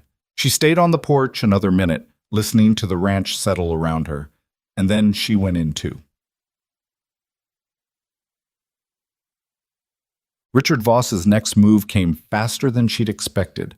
It was a Saturday, market day in Silver Creek, and the main street had more people on it than usual. Families from outlying farms, 2 supply wagons she didn't recognize from other ranches, a group of men who'd come in from somewhere north for reasons she couldn't tell. She'd come in for provisions again, and she was coming out of Martha's store with a box of supplies when she heard her name. Across the street, standing in a loose group outside the hotel, were 3 men she recognized vaguely from around town, and 2 she didn't. One of the men she didn't recognize was talking to someone who'd called out to her. A woman, early 40s, with a sharp face and sharper eyes. The woman said, louder than she needed to for the distance, "That's her, the one from Clayfield." The 2 men flanking her looked over. One of them said something Amelia couldn't hear, and the other one laughed. Amelia kept walking. She put the box in the wagon and turned to go back for the second load. "Must be nice," the woman called, "working in a rich man's house when people know what you are." Pete was suddenly beside her. He'd been at the wagon and she hadn't heard him come up. "Don't," he said quietly. "They want you to say something." "I know," she said, equally quiet. She walked back into Martha's store with her shoulders straight and her pace even, and when the door closed behind her, she stood still for a moment and breathed. Martha was watching her from behind the counter. "You heard," Amelia said. "Most of the street heard," Martha said. "Who is that woman?" Martha's expression was carefully neutral. "Her name's Pauline Decker. She does Voss's bookkeeping." Of course she did. Amelia picked up the second box and carried it out. The group across the street was still there. Nobody said anything else as she loaded the box, but she could feel them watching, and she understood what that feeling was. It was the same feeling she'd had in Clayfield, in the town before that, in every place where the story had arrived ahead of her. The feeling of a verdict that had been reached without a trial. She climbed up to the wagon seat. "Amelia," Pete said, beside her. He was looking across the street, and his young face was doing something she hadn't seen on it before. A kind of flat anger that didn't have anywhere to go. "It's all right," she said. "It's not all right," he said. "I know," she said. "But right now we're going to drive back to the ranch, and I'm going to make supper, and I'm going to think about what to do. That's the order of things." He didn't look convinced, but he slapped the reins. She didn't look back at the hotel as they drove past. She kept her eyes on the road ahead, and she thought about Richard Voss and his bookkeeper, and about the Douglas Webb letter Ethan had written and sent 3 days ago, and about how much time they probably had before this got worse. Not much, she thought. Not much time at all. Bossem. The letter from Douglas Webb arrived 11 days later. Hector brought it to the kitchen at midday, which was unusual. Hector handled the ranch correspondence and dealt with most mail himself, and he brought things to the kitchen only if they were directly relevant to her. He set it on the counter without explanation and said, "From Billings." Ethan came in 15 minutes later, which meant Hector had told him. He picked up the letter and read it standing at the counter. She was cutting vegetables for the evening meal, and she kept cutting. He read it twice. Then he set it down and looked at her. "He'll talk," he said. She put the knife down. "What does he say?" That the theft charge against his son was built on a witness who Voss's man had paid, that he knew it at the time but couldn't prove it in court, that he's been waiting for 2 years for someone to ask. Ethan's voice was controlled, but she could hear the current under it. "He says he'll come to Silver Creek and say it publicly if I want him to." She was quiet for a moment. "When?" "He can be here in 10 days. She thought about Pauline Decker outside the hotel, about the woman who'd called across the street, about the way the story had been running loose in Silver Creek for weeks, gathering momentum. 10 days is a long time, she said. "I know it is." He folded the letter. "But I'm not going to rush this and have it fall apart because we moved before we were ready." She nodded. He was right, and she knew it, and it still felt like a long time. "There's something else," Ethan said. She looked at him. "Voss has called a town gathering," he said. "He's done it before. Calls them himself because he's put money into the town hall building, so he has the right. Civic business, he calls it. Usually land matters, water rights, that kind of thing." He paused. "He's called one for Saturday." 5 days, she said. 5 days, he said, "and I have a strong suspicion you'll be on the agenda." She looked at the letter in his hand. "Then we need Webb here before Saturday. He can't make it in 5 days from Billings." "Can he write something down?" she said. "A sworn statement, signed, witnessed by someone credible in Billings." Ethan looked at her. "That could work." "Telegraph him," she said. "Today. Ask him to write it out and have it witnessed by the most upstanding person he can reach before Friday, then telegraph the content here and send the original by fast mail." She was thinking as she talked, working it out. "It won't be Webb in person, but a witness statement is still something." "What are you planning to do with it?" he said. She picked up her knife and went back to the vegetables. "I'm going to stand up in that town hall on Saturday," she said, "and I'm going to say everything I know, all of it, in front of everyone." She kept her voice even. "Voss wants to use the gathering to finish the story about me. I'm going to show up and change the story." The kitchen was quiet. "That's a risk," Ethan said. "Everything's a risk," she said. "Doing nothing is a risk. Voss doesn't stop moving. We either get ahead of him this week or we spend the next year watching him take apart what you've built piece by piece." Ethan was quiet for a moment. She could hear him thinking. "All right," he said. "Telegraph Webb today," she said. "Don't wait." "I said all right," he said, with the ghost of something in his voice that might have been wry if this had been a different kind of moment.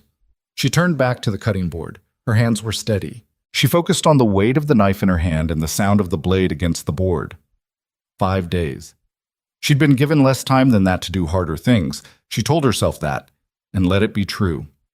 Outside, the afternoon wind came up across the valley and moved through the kitchen garden, where the bean plants had broken ground 2 days earlier and stood now in small, bright lines against the dark soil. Fragile, insistent, alive after all. The telegraph came back from Billings the next morning. Ethan was already at the telegraph office in Silver Creek when it opened, which meant he'd ridden in before breakfast, which meant he hadn't slept much. He came back to the ranch by mid-morning with the transcribed message in his breast pocket and went straight to the kitchen. Amelia was pulling bread from the oven.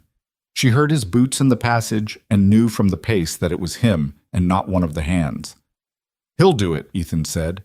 He put the transcription on the counter beside the bread.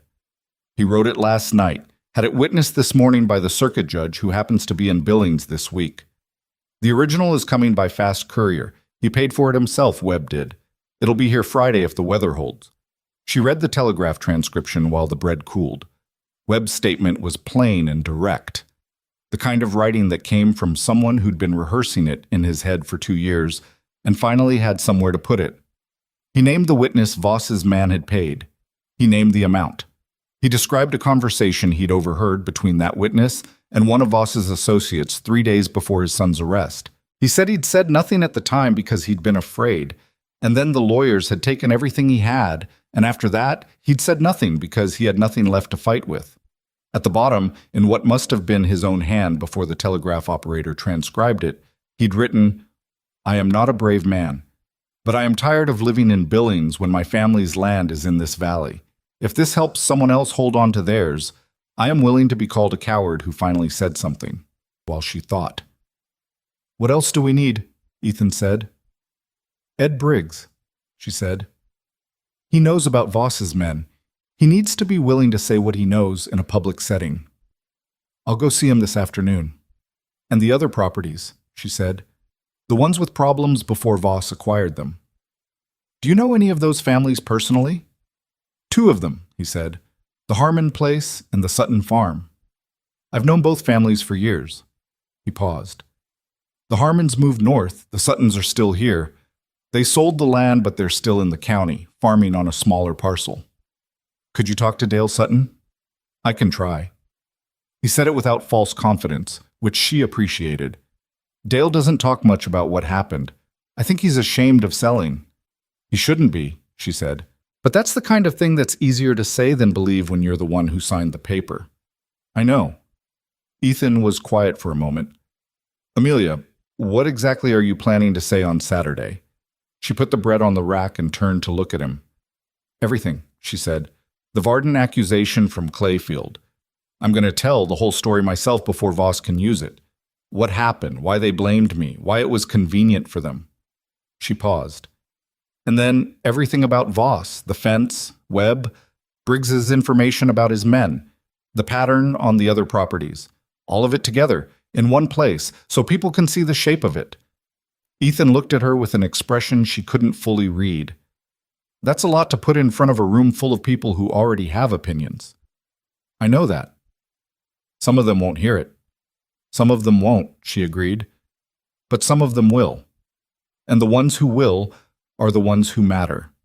The families still holding land in this valley, the ones Voss hasn't gotten to yet." She crossed her arms. "He's been operating in the dark. Every piece of damage he's done quietly, separately, so nobody could see the whole picture at once. I want to put the whole picture in the light."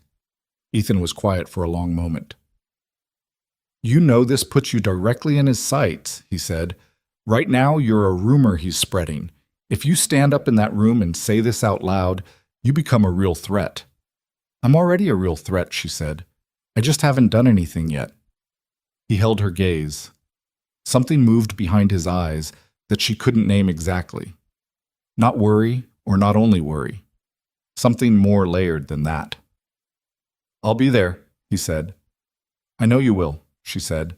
"But I need you to understand something. I'm not doing this for the ranch. I'm doing it for myself. Because I am done with that story following me around like a debt I didn't take out." Her voice was steady, but there was an edge under it now that had been there for a long time, sharp and patient. "I've let that accusation run ahead of me for 3 years. I'm not running anymore, and the only way to stop running is to turn around." Ethan said nothing for a moment. Then, "I understand." "Good," she said. She turned back to the kitchen work. "Go see Ed Briggs, and Dale Sutton if you can." He left without another word. She listened to his boots going back down the passage and out, and then she was alone in the kitchen with the smell of bread and the sound of wind coming through the gap in the window frame she kept meaning to stuff with cloth. She picked up Webb's telegraph transcription and read it one more time. Then she folded it carefully and put it in her apron pocket. The next 3 days were the strangest she'd spent on the ranch.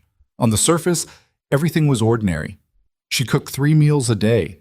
She managed the kitchen the way she always managed it, with her attention on what was in front of her, working the morning prep before anyone else was up. The garden was pushing up steadily now, and she checked on it each morning before starting the stove, walking the rows in the early light.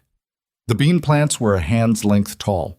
The tomato seedlings she'd started indoors were ready to go out if the night stayed warm enough. She transplanted the tomatoes on Thursday morning because the work needed doing and because she needed something to do with the feeling that was building in her chest, which was a combination of things she didn't have a single word for.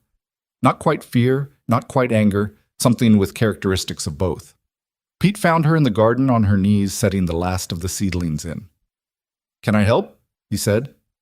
"Hand me that stick," she said, pointing to one of the cane poles she'd cut from the creek bank the previous week.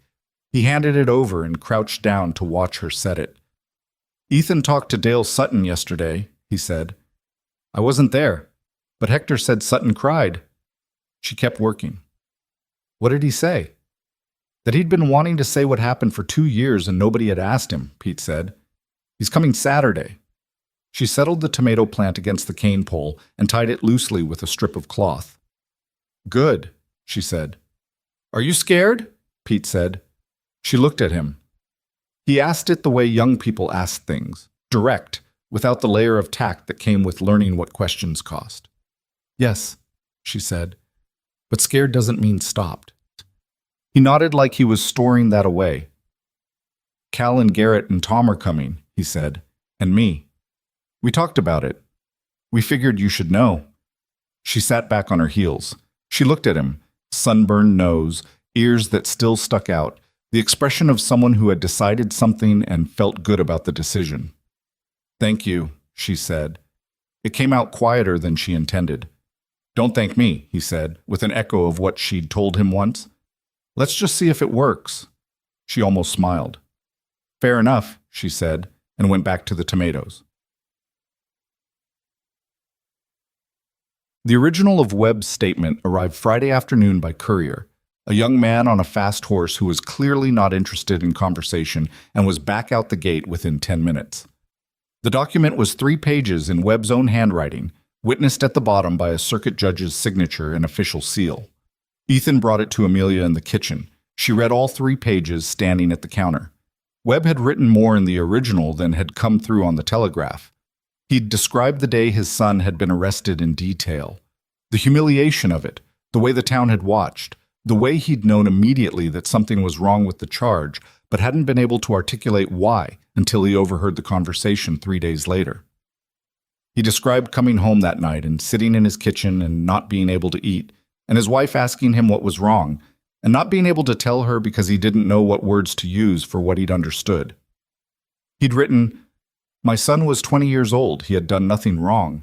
I have carried the weight of not speaking for 2 years, and it is heavier than the land I lost, which was heavy enough." Amelia folded the pages carefully. "This is enough," she said. "Combined with Briggs and Sutton," Ethan said. "Yes. I think it is." She handed it back to him. "Keep it safe tonight." He put it in his jacket pocket. He stood in the kitchen for a moment, and she could see him working toward saying something which was unlike him. He was usually direct when he had something to say and didn't usually appear to be approaching it from the side. "What?" she said. "I want to say something and I'm not sure how to say it," he said. "Try the direct way," she said. "It usually works best." He looked at her. "What happened to you in Clayfield? What the Varden family did?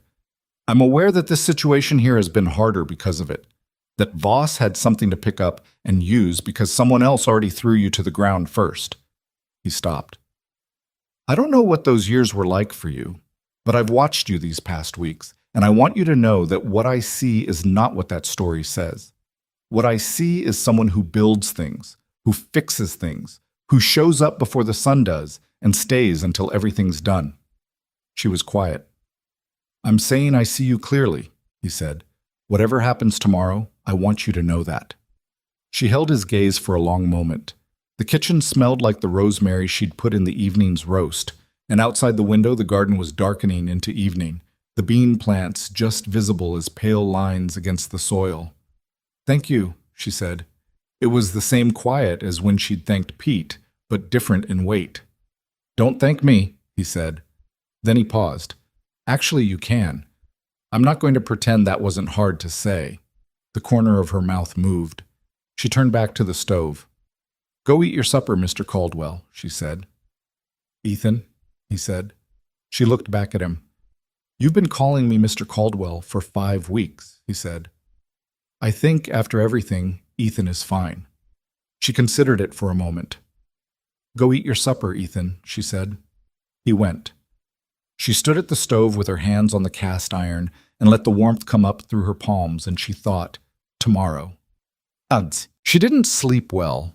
She lay in the narrow bed in the cook's quarters and listened to the ranch in the dark, the horse in the barn, the wind, the particular silence of 2 a.m. that was different from the silence of midnight. She went over what she was going to say until the words stopped feeling like words and started feeling like furniture she'd memorized the position of in a dark room. At 4, she gave up and got up and started the stove.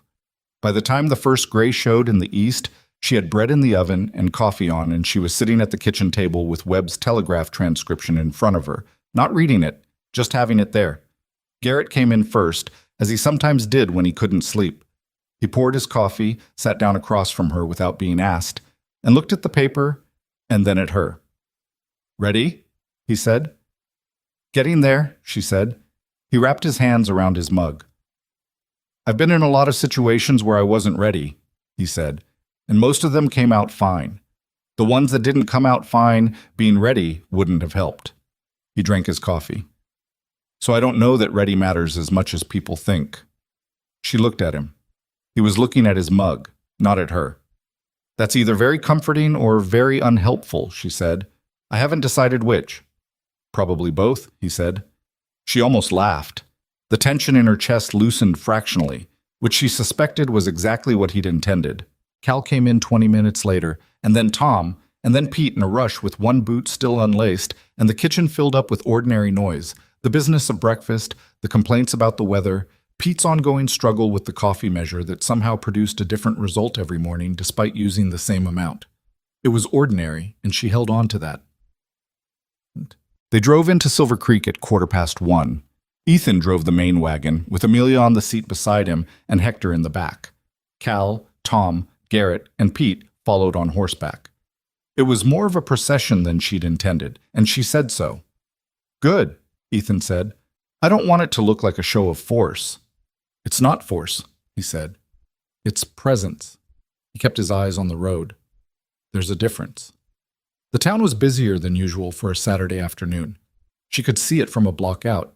People moving toward the town hall, clusters of conversation on the street. Voss had put the word out effectively. That was one thing you could say about him. He understood how to move people. She saw Ed Briggs standing outside his shop as they drove past. He gave her a nod. She returned it. Dale Sutton was already at the town hall when they arrived. She recognized him from Ethan's description, a compact man in his 50s with the particular look of someone who'd decided something uncomfortable and was committed to seeing it through. He came to meet them when they climbed down from the wagon. Mr. Caldwell, he said, and shook Ethan's hand. Then he looked at Amelia. You're the one who... Ethan said you put this together. Ethan wrote to Webb, she said. I just asked questions. That's not nothing, Dale Sutton said. He looked at her with a directness that came from having been through something. I'm going to say what I know in there. I want you to know that. I don't know if it helps, but I'm going to say it. It helps, she said. It helps a great deal. The town hall was already half full when they walked in. Amelia felt the shift in the room as they entered, heads turning, conversations pausing for a half second before resuming. She kept her chin level and her pace even and found a position near the front left side of the room, close enough to the floor to be heard when she spoke. Richard Voss was already there.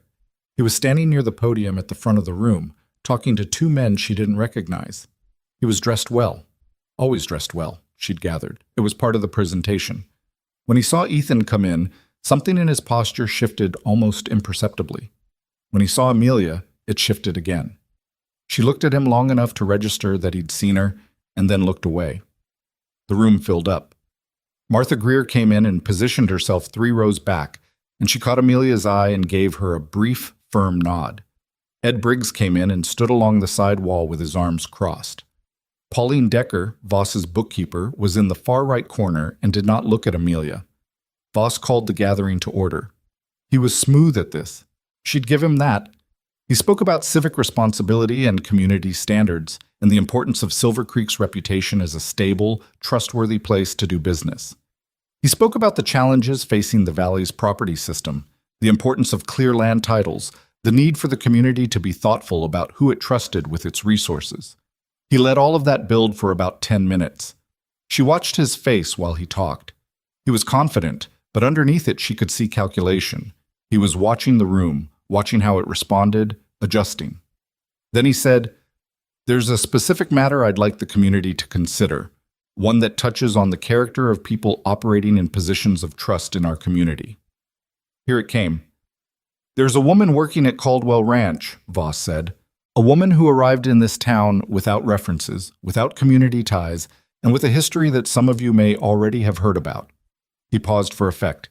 "I raise this not out of personal animosity, but out of genuine concern for a neighbor, Ethan Caldwell, who has been through considerable grief and who may not be best positioned to assess.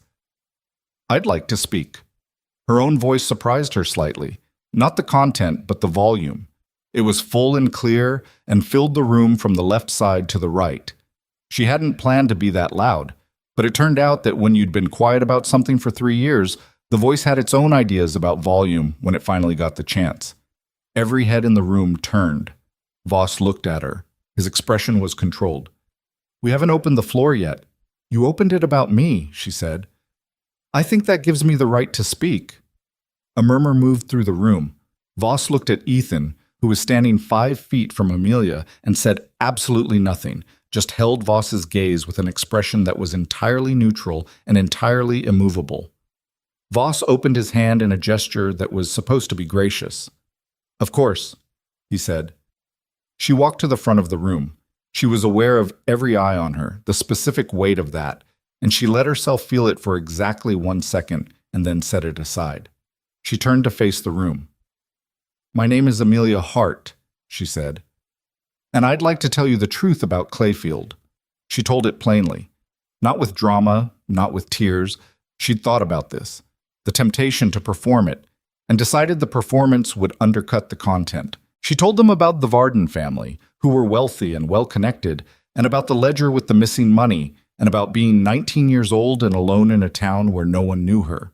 She told them that she'd been chosen for the accusation because she was convenient, because she had no family nearby to stand up for her, because the Vardens needed someone to blame, and she was there.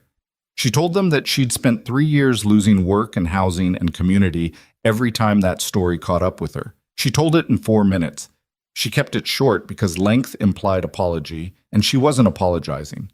When she finished, the room was quiet in a particular way. Not the quiet of judgment, but the quiet of people recalibrating. Then she said, "I'd also like to tell you something about Richard Voss." She felt the room shift. She didn't look at Voss. She told them about the fence. She told them about the 3 properties that had had problems before Voss acquired them. She told them that Dale Sutton was in the room and had agreed to speak about what had happened to his family. She held up Webb's statement. "This is a sworn statement," she said, "witnessed by a circuit court judge in Billings, from Douglas Webb, who many of you know. He's written about what happened to his son, about a witness who was paid to give false testimony. He's written it down because he couldn't be here, but he wanted to be counted anyway." She set the statement on the edge of the podium. "I'm not asking you to take my word for any of this," she said. "I'm asking you to hear Mr. Sutton and to read Mr. Webb's words and to look at all of it together. The fence, the farms, the paid witness, and ask yourself what the shape of it looks like." She stepped back. Dale Sutton came forward without being prompted. He was nervous. She could see it. But he came forward and he spoke. He told them about his son's arrest, which paralleled Webb's account closely enough that people were already noting the similarity by the time he finished. He named names, including the same associate of Voss's that Webb had named. His voice cracked once, near the end, and he stopped for a moment and pressed his lips together and then continued. When Sutton finished, Ed Briggs stepped away from the side wall. "I'll add something," he said, in the graveled way of someone who wasn't a public speaker but was done being quiet. He told them about the two men on Voss's payroll who weren't in the official business records. He told them which properties they'd been seen near in the weeks before each problem. He said he'd been keeping notes for 6 months because it bothered him, and he hadn't known what to do with the information, but he was done sitting on it. The room erupted. Not chaos, but noise. The kind that came from a lot of people talking at once to the person standing next to them, which was different from the controlled conversation Voss had wanted. She could see him near the podium. His composure was still in place, but it was working harder now. She could see the effort in his face. He raised his voice above the noise. These are serious accusations based on the word of a disgruntled seller and a cook with a theft accusation on her record. The theft accusation has been answered, Ethan said. His voice wasn't raised. It didn't need to be. It had the specific authority of someone who owned 30 acres for everyone that Voss had ever tried to take, and the room heard it. She answered it herself, Ethan continued, before I hired her. She told me the whole of it on the first day, which is more than most people offer. I've had her in my house for 6 weeks, and I know exactly the character of the person she is. He paused. Which is more than I can say for some people in this room. He was looking at Voss when he said the last part. Amelia stayed where she was, near the edge of the room. She wasn't going to let her legs shake where anyone could see them, and they wanted to. She held her weight evenly and kept her hands still. Martha Greer stood up. I want to say something, she said, and the room attended because Martha had been in Silver Creek for 20 years and had the credibility of someone who'd seen everything and kept her mouth shut until it mattered. I've known Richard Voss for 3 years. I've been civil to him because that's how I am. But I've watched him move through this town, and I've noticed what he does before he gets what he wants. She looked around the room. I don't think it's a coincidence that the Harmon place had a barn fire. I don't think it's a coincidence that the Sutton boy got arrested. And I don't think it's a coincidence that this woman, she nodded at Amelia, started having her name dragged through town the same month Voss visited Caldwell Ranch and got told no. She sat back down. Voss tried to regain the floor. He was still composed, still working the smooth voice, but the room had turned its ear in a different direction, and he could hear it happening. He talked about accusations without evidence, about the danger of mob thinking, about his years of service to the community. A man near the back, she didn't know him, called out, What happened to the Harmon family, Richard? Voss said it had been an unfortunate fire. Where are they now? The man said. A pause. I believe they relocated north. After selling to you, the man said, at your price. Another murmur. Voss's composure was intact, but it was brittle now, the kind of intact that wouldn't survive one more thing. That one more thing was Cal. Cal, who had 3 bowls of stew and had once told Pete not to talk to him while he was eating, stood up from his seat near the middle of the room and said, in the forthright way of someone who'd been saving it up, I was one of the cowboys who laughed at her when she showed up. I thought she wouldn't last a week. He looked at Amelia briefly, then back at the room. She's kept 30 men fed and working for 6 weeks. She found out what Voss was doing when nobody else was looking for it. If that's who you're calling untrustworthy, I don't know what your standard is. He sat back down. Tom, beside him, said nothing, but he'd stood up when Cal stood up and sat down when Cal sat down, which was its own statement, and several people in the room noticed. Voss tried once more. He talked about legal avenues, about his rights as a property investor, about the proper channels for addressing grievances. His voice was still smooth, but it was doing the work alone now. The room wasn't with him, and a room that isn't with you doesn't hear your voice the same way. He looked at Amelia once, directly, with an expression she couldn't entirely decode. Not rage, something colder than rage. Assessment. He was recalculating. She held his gaze for 3 seconds and then looked away, back at the room, at Martha Greer and Ed Briggs and Dale Sutton and the man near the back who'd asked where the Harmons were now. At Cal, resettled in his seat.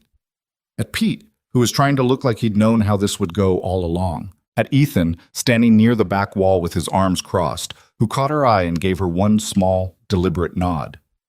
She breathed. It wasn't over. She knew that. Voss would not simply stop because a room had turned against him.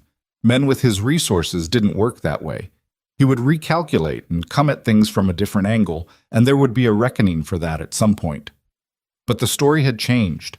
That was what she'd come here to do, and she had done it.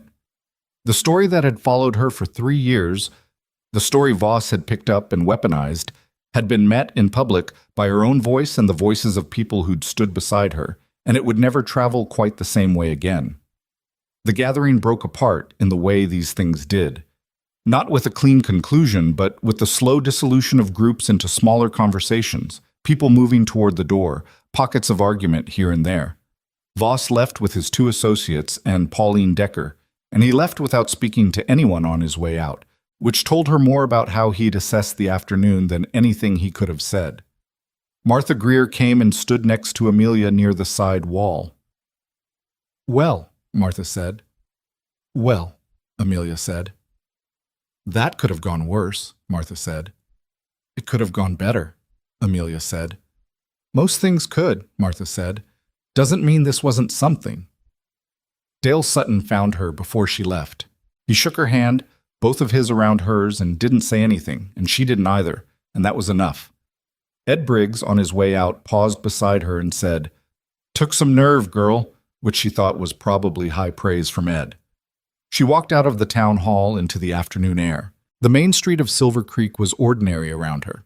A dog, a water trough, the sound of a wagon somewhere. The sky was that particular late afternoon color that happened sometimes in early summer, saturated and clean-edged, the kind of sky that made you feel the size of the world. Pete appeared at her elbow. "You okay?" "I think so," she said, which was more honest than yes. Ethan came down the steps behind her and fell in beside her without comment. They walked toward the wagon together, and she was aware of him beside her, his particular steadiness, which she had come to recognize as one of his actual qualities rather than just a surface. "Thank you," she said quietly, "for what you said in there." "I meant it," he said. "I know." She kept walking. "That's why I'm thanking you." He said nothing for a moment, then, "The garden's going to need watering when we get back. It's been warm today." She looked at him sideways. "You noticed that." "I've been noticing the garden for a while," he said. She thought about a woman who had fussed over pepper plants each year like they were going to give her an award. She thought about good soil that was patient. "I'll water it when we get home," she said. The word landed between them, home, and neither of them addressed it, and neither of them needed to. She climbed up to the wagon seat. Hector was already in the back, and Pete was up on his horse, and Cal and Garrett and Tom were moving toward theirs, the whole of them gathering together the way they'd arrived, unhurried, present. Ethan took the reins. They drove out of Silver Creek in the long afternoon light, and behind them the town went on with its Saturday, and somewhere in it Webb's sworn statement was still sitting on the edge of that podium in the town hall, 3 pages of a man's handwriting that had waited 2 years to be read in a room where it could matter. She faced the road ahead and let herself feel, cautiously, something that resembled the early stages of relief. It was not over. She knew that clearly. But something had broken open today, and whatever came through the break, it would come into a different kind of light than what had existed before. She watered the garden that evening until the soil was dark and heavy with it. Ethan had been right. The day had been warm, and the tomato seedlings she'd transplanted 2 days ago were showing the faint stress of it, leaves turned slightly inward at the edges. She went down each row with the watering can, slow and deliberate, the way her mother had taught her. At the root, not at the leaf. And take your time, because water that runs off the surface doesn't do any good. The bean plants were nearly knee-high now, staking themselves against the cane poles with the small, determined grip of climbing things. The onions were pushing up in clean rows. The carrots still weren't showing much above ground, but she knew from experience that carrots were private about their progress. They did most of their work underground and only showed you when they were ready. She was on the last row when she heard the back gate open. Ethan came in and stood at the edge of the garden. He'd changed out of his town clothes and was back in his work shirt, which she'd come to recognize as the version of himself he was most comfortable with. He watched her water without saying anything for a moment. "Tom asked me what we're having for supper," he said finally. "Tom asks that every evening. He said to tell you the stew from Tuesday was better than the one from last week. Tom has opinions," she said. "He just keeps them in a very small jar and opens it slowly." Something in Ethan's face shifted.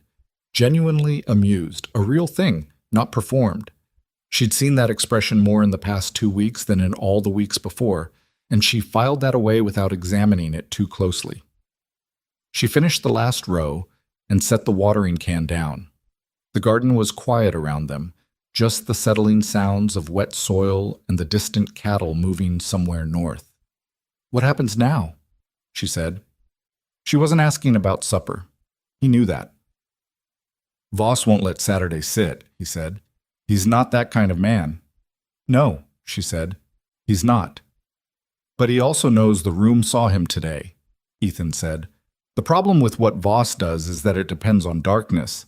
Things people don't know are connected. People who don't know they're not alone." He crossed his arms. "We connected them today. That changes his options." She thought about the man near the back who'd asked where the Harmons were now, about the look on his face when Voss said they'd relocated north. That look was the look of someone putting pieces together in real time, and she'd seen it on 6 or 7 other faces in that room before it was over. "He'll try something else," she said. "Probably," Ethan said, "and when he does, we'll be looking for it." He looked at her. "Which is different from before." It was different from before. That was true. 3 weeks ago, Voss had been operating in a town where nobody was watching him in an organized way and nobody had cause to look. Today, Dale Sutton had spoken in public, and Ed Briggs had named names, and those things didn't unhappen. The community had a shape now. Loose, uncertain, not yet a force, but a shape. You could work with a shape. "I want to write to the Harmons," she said. "Up north, wherever they are. Someone should." Ethan looked at her. "Why?" "Because they should know what happened in that room today," she said. "Because nobody deserves to move to a new place carrying the weight of what Voss did to them without knowing someone said something about it." She paused. "And because if it ever comes to a legal matter, more accounts are better than fewer." He was quiet for a moment. "I can find out where they went," he said. "Briggs probably knows." "I figured," she said. He looked at her for a moment with an expression she'd learned to give space to. He had a way of looking at her sometimes like he was about to say something and was working out whether the moment was right. Sometimes he did say it. Sometimes he just let it pass and came back to it later from a different direction. This time he said, "I'm glad you stayed." She looked at him. "When the talk started in town," he said, "when it would have been easier to leave. I'm glad you didn't." She held his gaze. The garden was almost dark now, just the last rim of evening light above the western ridge. "I'm glad too," she said. "It surprised me, actually. I've left a lot of places." "This one—" She stopped. "This one what?" he said. She thought about how to say it accurately. "This one had something worth staying for," she said finally. "Before I knew what Voss was doing, before any of that. Just the kitchen, the work, the garden." She didn't look away. "The people." He held her gaze for a moment longer than strictly conversational. Then he said, "Come inside when you're ready. I'll tell Tom it's another hour." "Tell him 45 minutes, she said. He almost smiled. He went back through the gate, and she stood in the darkening garden alone for another minute, looking at the tomato plants staked against their cane poles, holding their own against the day's heat, and thought that some things just needed to be planted and tended and given time. The reckoning with Voss, when it came, arrived not as a dramatic confrontation but as a legal notice. 12 days after the town gathering, a document arrived at Caldwell Ranch by a county official, citing a disputed property boundary on the eastern edge of the ranch's land and requesting a survey be commissioned within 30 days. The boundary in question involved a strip of land along the creek, not large, maybe 40 acres, but 40 acres that sat astride the primary water access for the north pasture. Ethan read the document twice at the kitchen table. Amelia read it over his shoulder. "This is the move," Ethan said. "Fence cutting didn't work.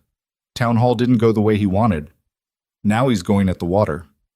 "Can he make this claim stick?" she said. "It depends on the original land grant," he said. "I have it. It's been in the county records for 20 years, but records can be contested if someone has the money to pay lawyers to contest them." She pulled out the chair across from him and sat down. "Then we need the records seen by someone who can't be bought," she said. "Do you have a lawyer?" "In Billings," he said. "He's good." Then get him here, she said, and get him to bring the county surveyor on his own recommendation. Not the one Voss would request, your own. She thought for a moment. And write to Webb again. Tell him what's happened. If this goes to a legal proceeding, his statement connects to the pattern. A judge looking at one false boundary claim sees one dispute.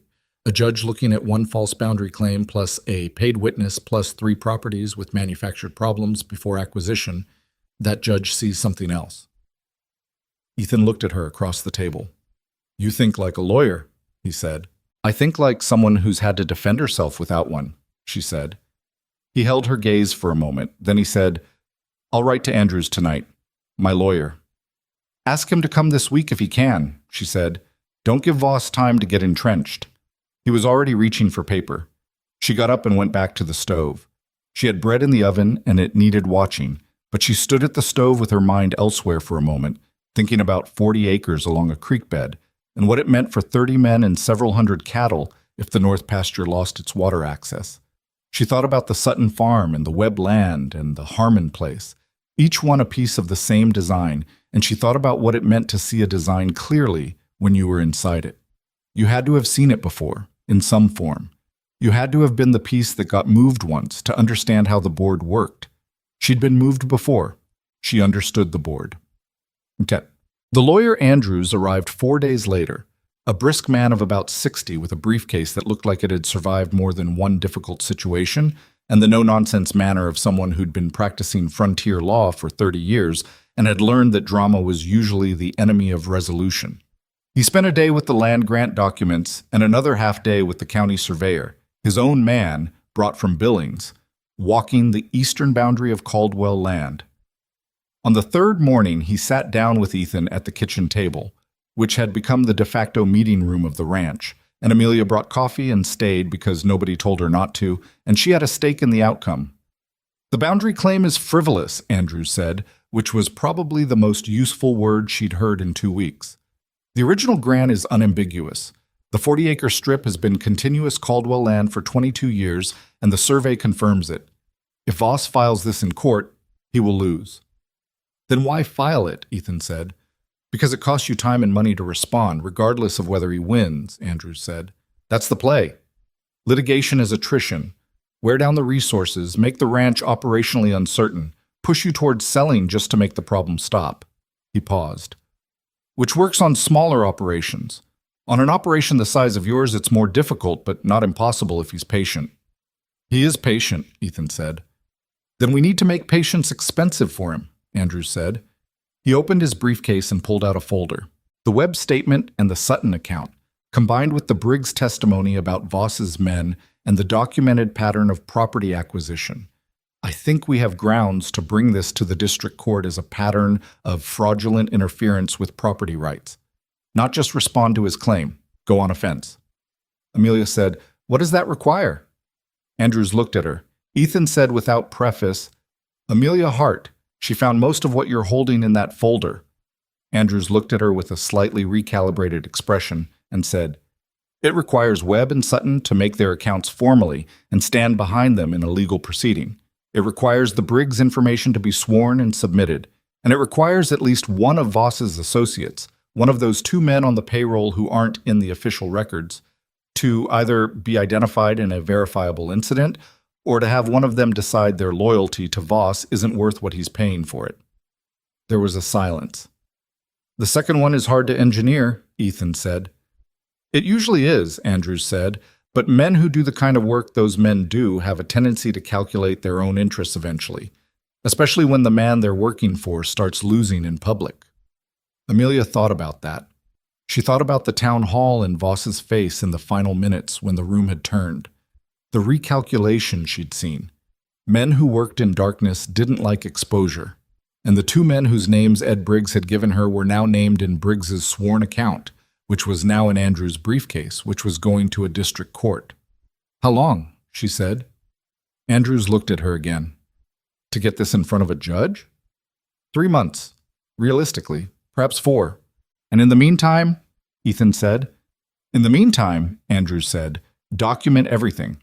Any incident on this property, fence, water, equipment, anything, record it the same day. Date, Time, what was found, who found it, who witnessed it. Don't let a single thing go undocumented. He closed the briefcase. Voss's power is that individual incidents look like accidents or misfortune. Your power is showing they're a sequence. After Andrews left, Ethan sat at the kitchen table for a moment. Amelia cleared the coffee cups. The kitchen was quiet. 3 to 4 months, he said. It's not so long, she said. A lot can happen in 4 months, he said. Yes, she said. It can. She brought the last cup to the wash basin. It can also get planted and grow. He looked over at her. She didn't look back. She was at the wash basin, rinsing, but she heard him make a sound that was almost a laugh, quiet, real. The break in Voss's operation came 6 weeks later, and it came from the direction nobody had anticipated. One of his 2 men, the one Ed Briggs had named Connolly, walked into the county sheriff's office on a Tuesday morning and asked to speak with someone about a legal matter. He was in there for 2 hours. When he came out, he went directly to the telegraph office. Amelia found out from Martha Greer, who found out from the woman who cleaned the sheriff's office, which was how information traveled in Silver Creek, not through official channels, but through the network of people who were present in rooms when things happened and who talked to each other. She was at the dry goods store when Martha told her. She stood very still for a moment. What did he say? She asked. Nobody knows exactly, Martha said, but the sheriff rode out to Voss's office that afternoon.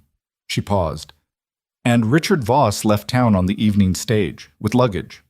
Amelia set her basket on the counter. Left, she said. The hotel says he checked out, Martha said. Paid his bill. Didn't leave a forwarding address. She drove back to the ranch without Pete that day. He'd stayed to deal with something at the farrier. And she drove slowly because she needed the time. She thought about Connolly walking into the sheriff's office. She thought about what it cost a man like that to do what he'd done, and what it said about Voss's position that one of his own people had made that calculation. Andrews had said it. Men who worked in darkness calculated their own interests eventually, especially when the man they were working for started losing. Voss had been losing since the town hall.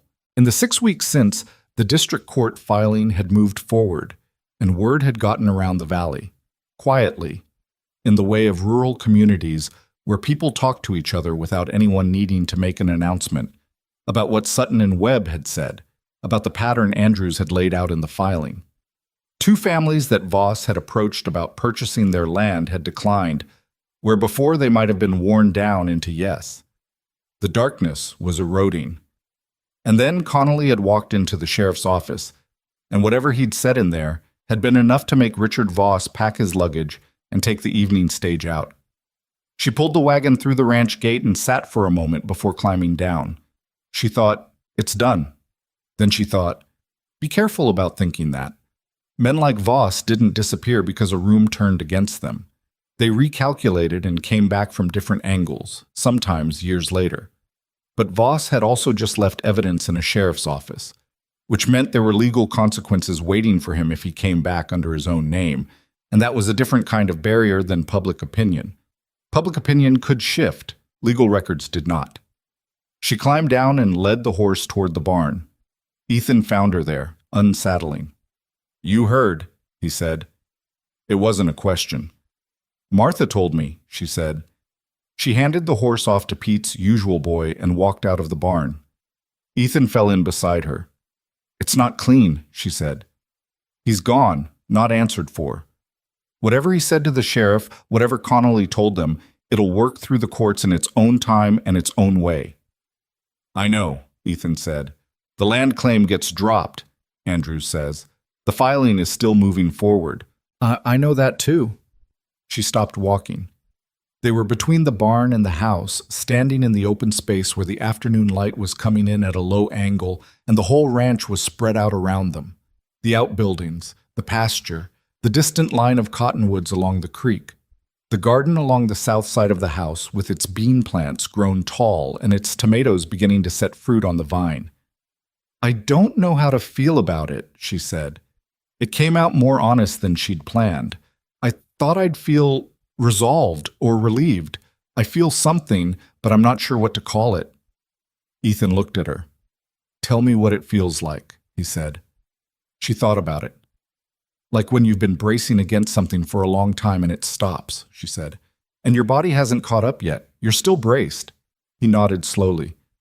That's what it is, he said. It takes a while. She looked at him. How long did it take you? She said. After you lost them.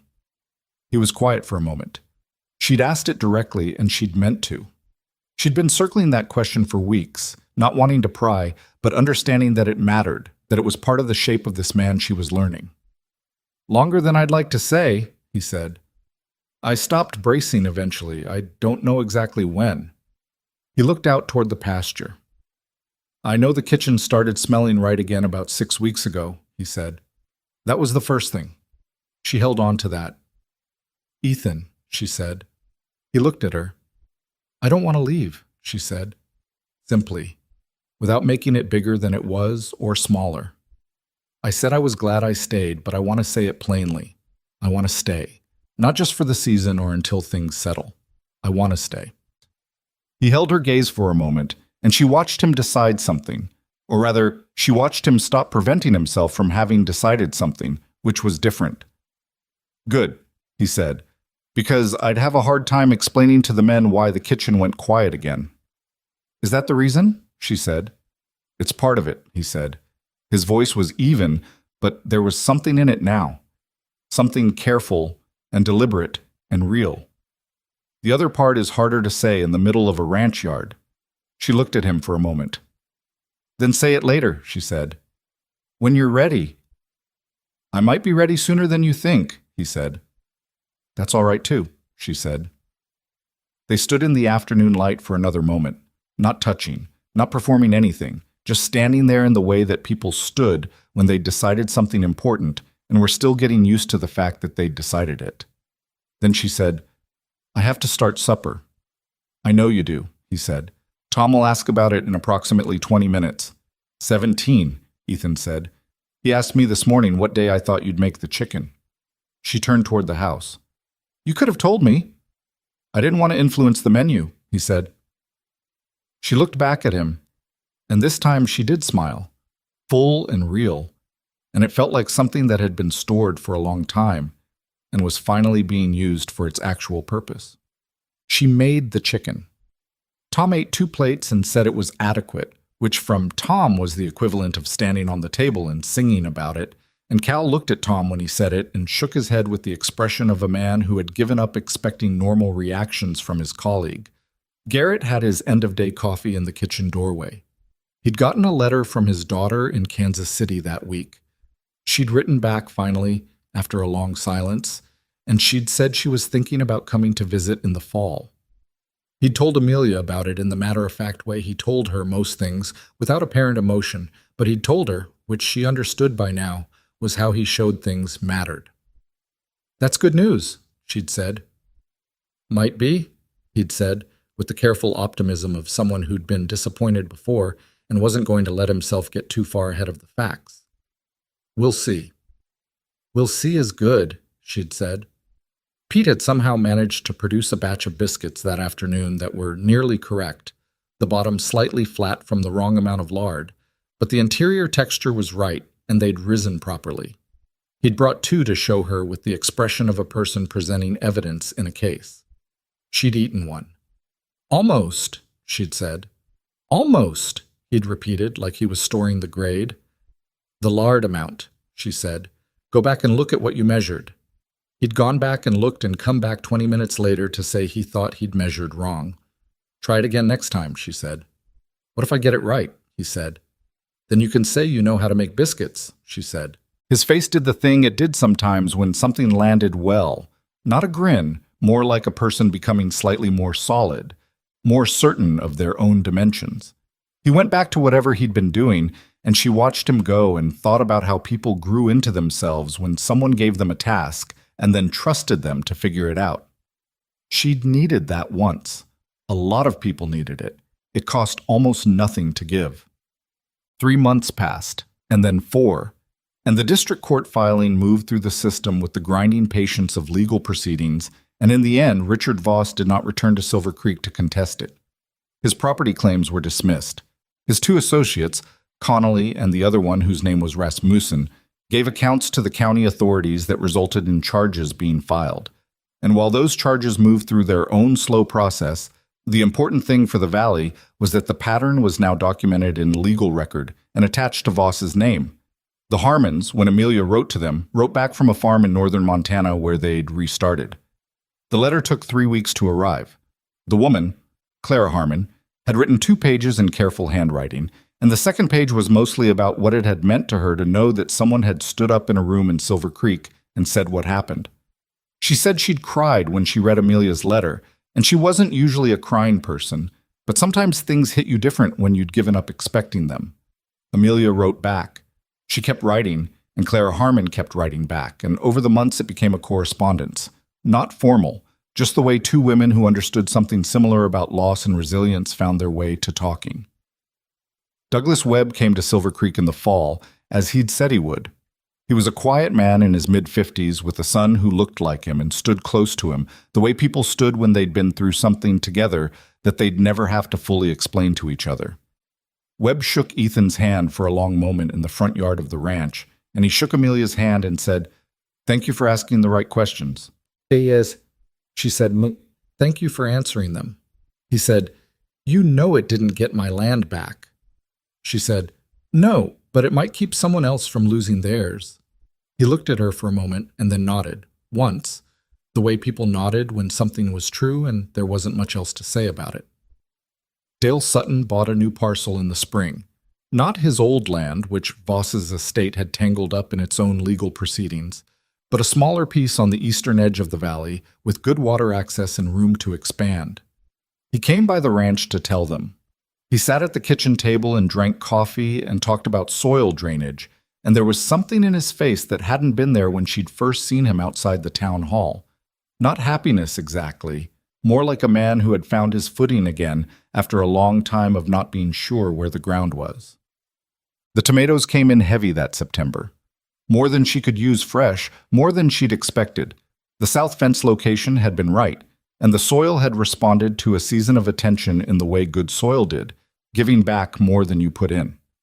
She spent 3 days putting them up in jars, which was hot work and not glamorous, and Pete helped her for an entire afternoon and got tomato on his shirt and his face and didn't complain once. Cal said the preserved tomatoes in the winter stew that followed were the best thing he'd eaten since before the cook went away, which was as close as Cal ever came to saying something about the years the kitchen had been empty without saying it directly. Ethan came into the kitchen one evening in October and found her at the table writing a letter to Clara Harmon. The kitchen was warm. She kept the stove going later into the fall than strictly necessary because warmth in a kitchen was its own kind of welcome, and the men came in when it was warm and talked, and that mattered, even when the talking was just about cattle prices or the weather or Pete's ongoing biscuit development. Ethan sat down across from her. He had his hat in his hands and he turned it once, a slow rotation, the way he did sometimes when he was about to say something he'd been working toward.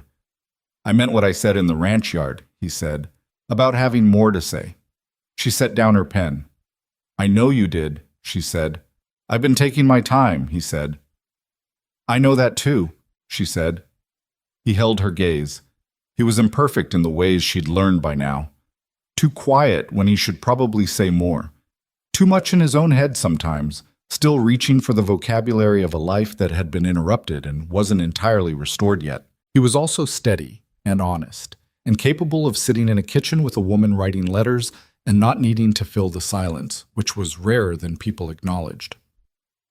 "I want you to know that what I feel isn't about the kitchen," he said, "or the ranch, or what you did with Voss." He paused. "It's you, the person who shows up before the sun does and figures out what needs doing, who asked the Cowboys what they liked to eat before she'd been here a day, who wrote to a woman in Montana she'd never met because it seemed like the right thing." He stopped. "I've been a long time in an empty house, and I didn't expect to feel anything I wasn't already carrying. You surprised me." She was quiet for a moment. "I didn't come here looking for this," she said. "I know," he said. "I came here looking for a job," she said. "You found one," he said. A pause. "I'm asking if you want more than that."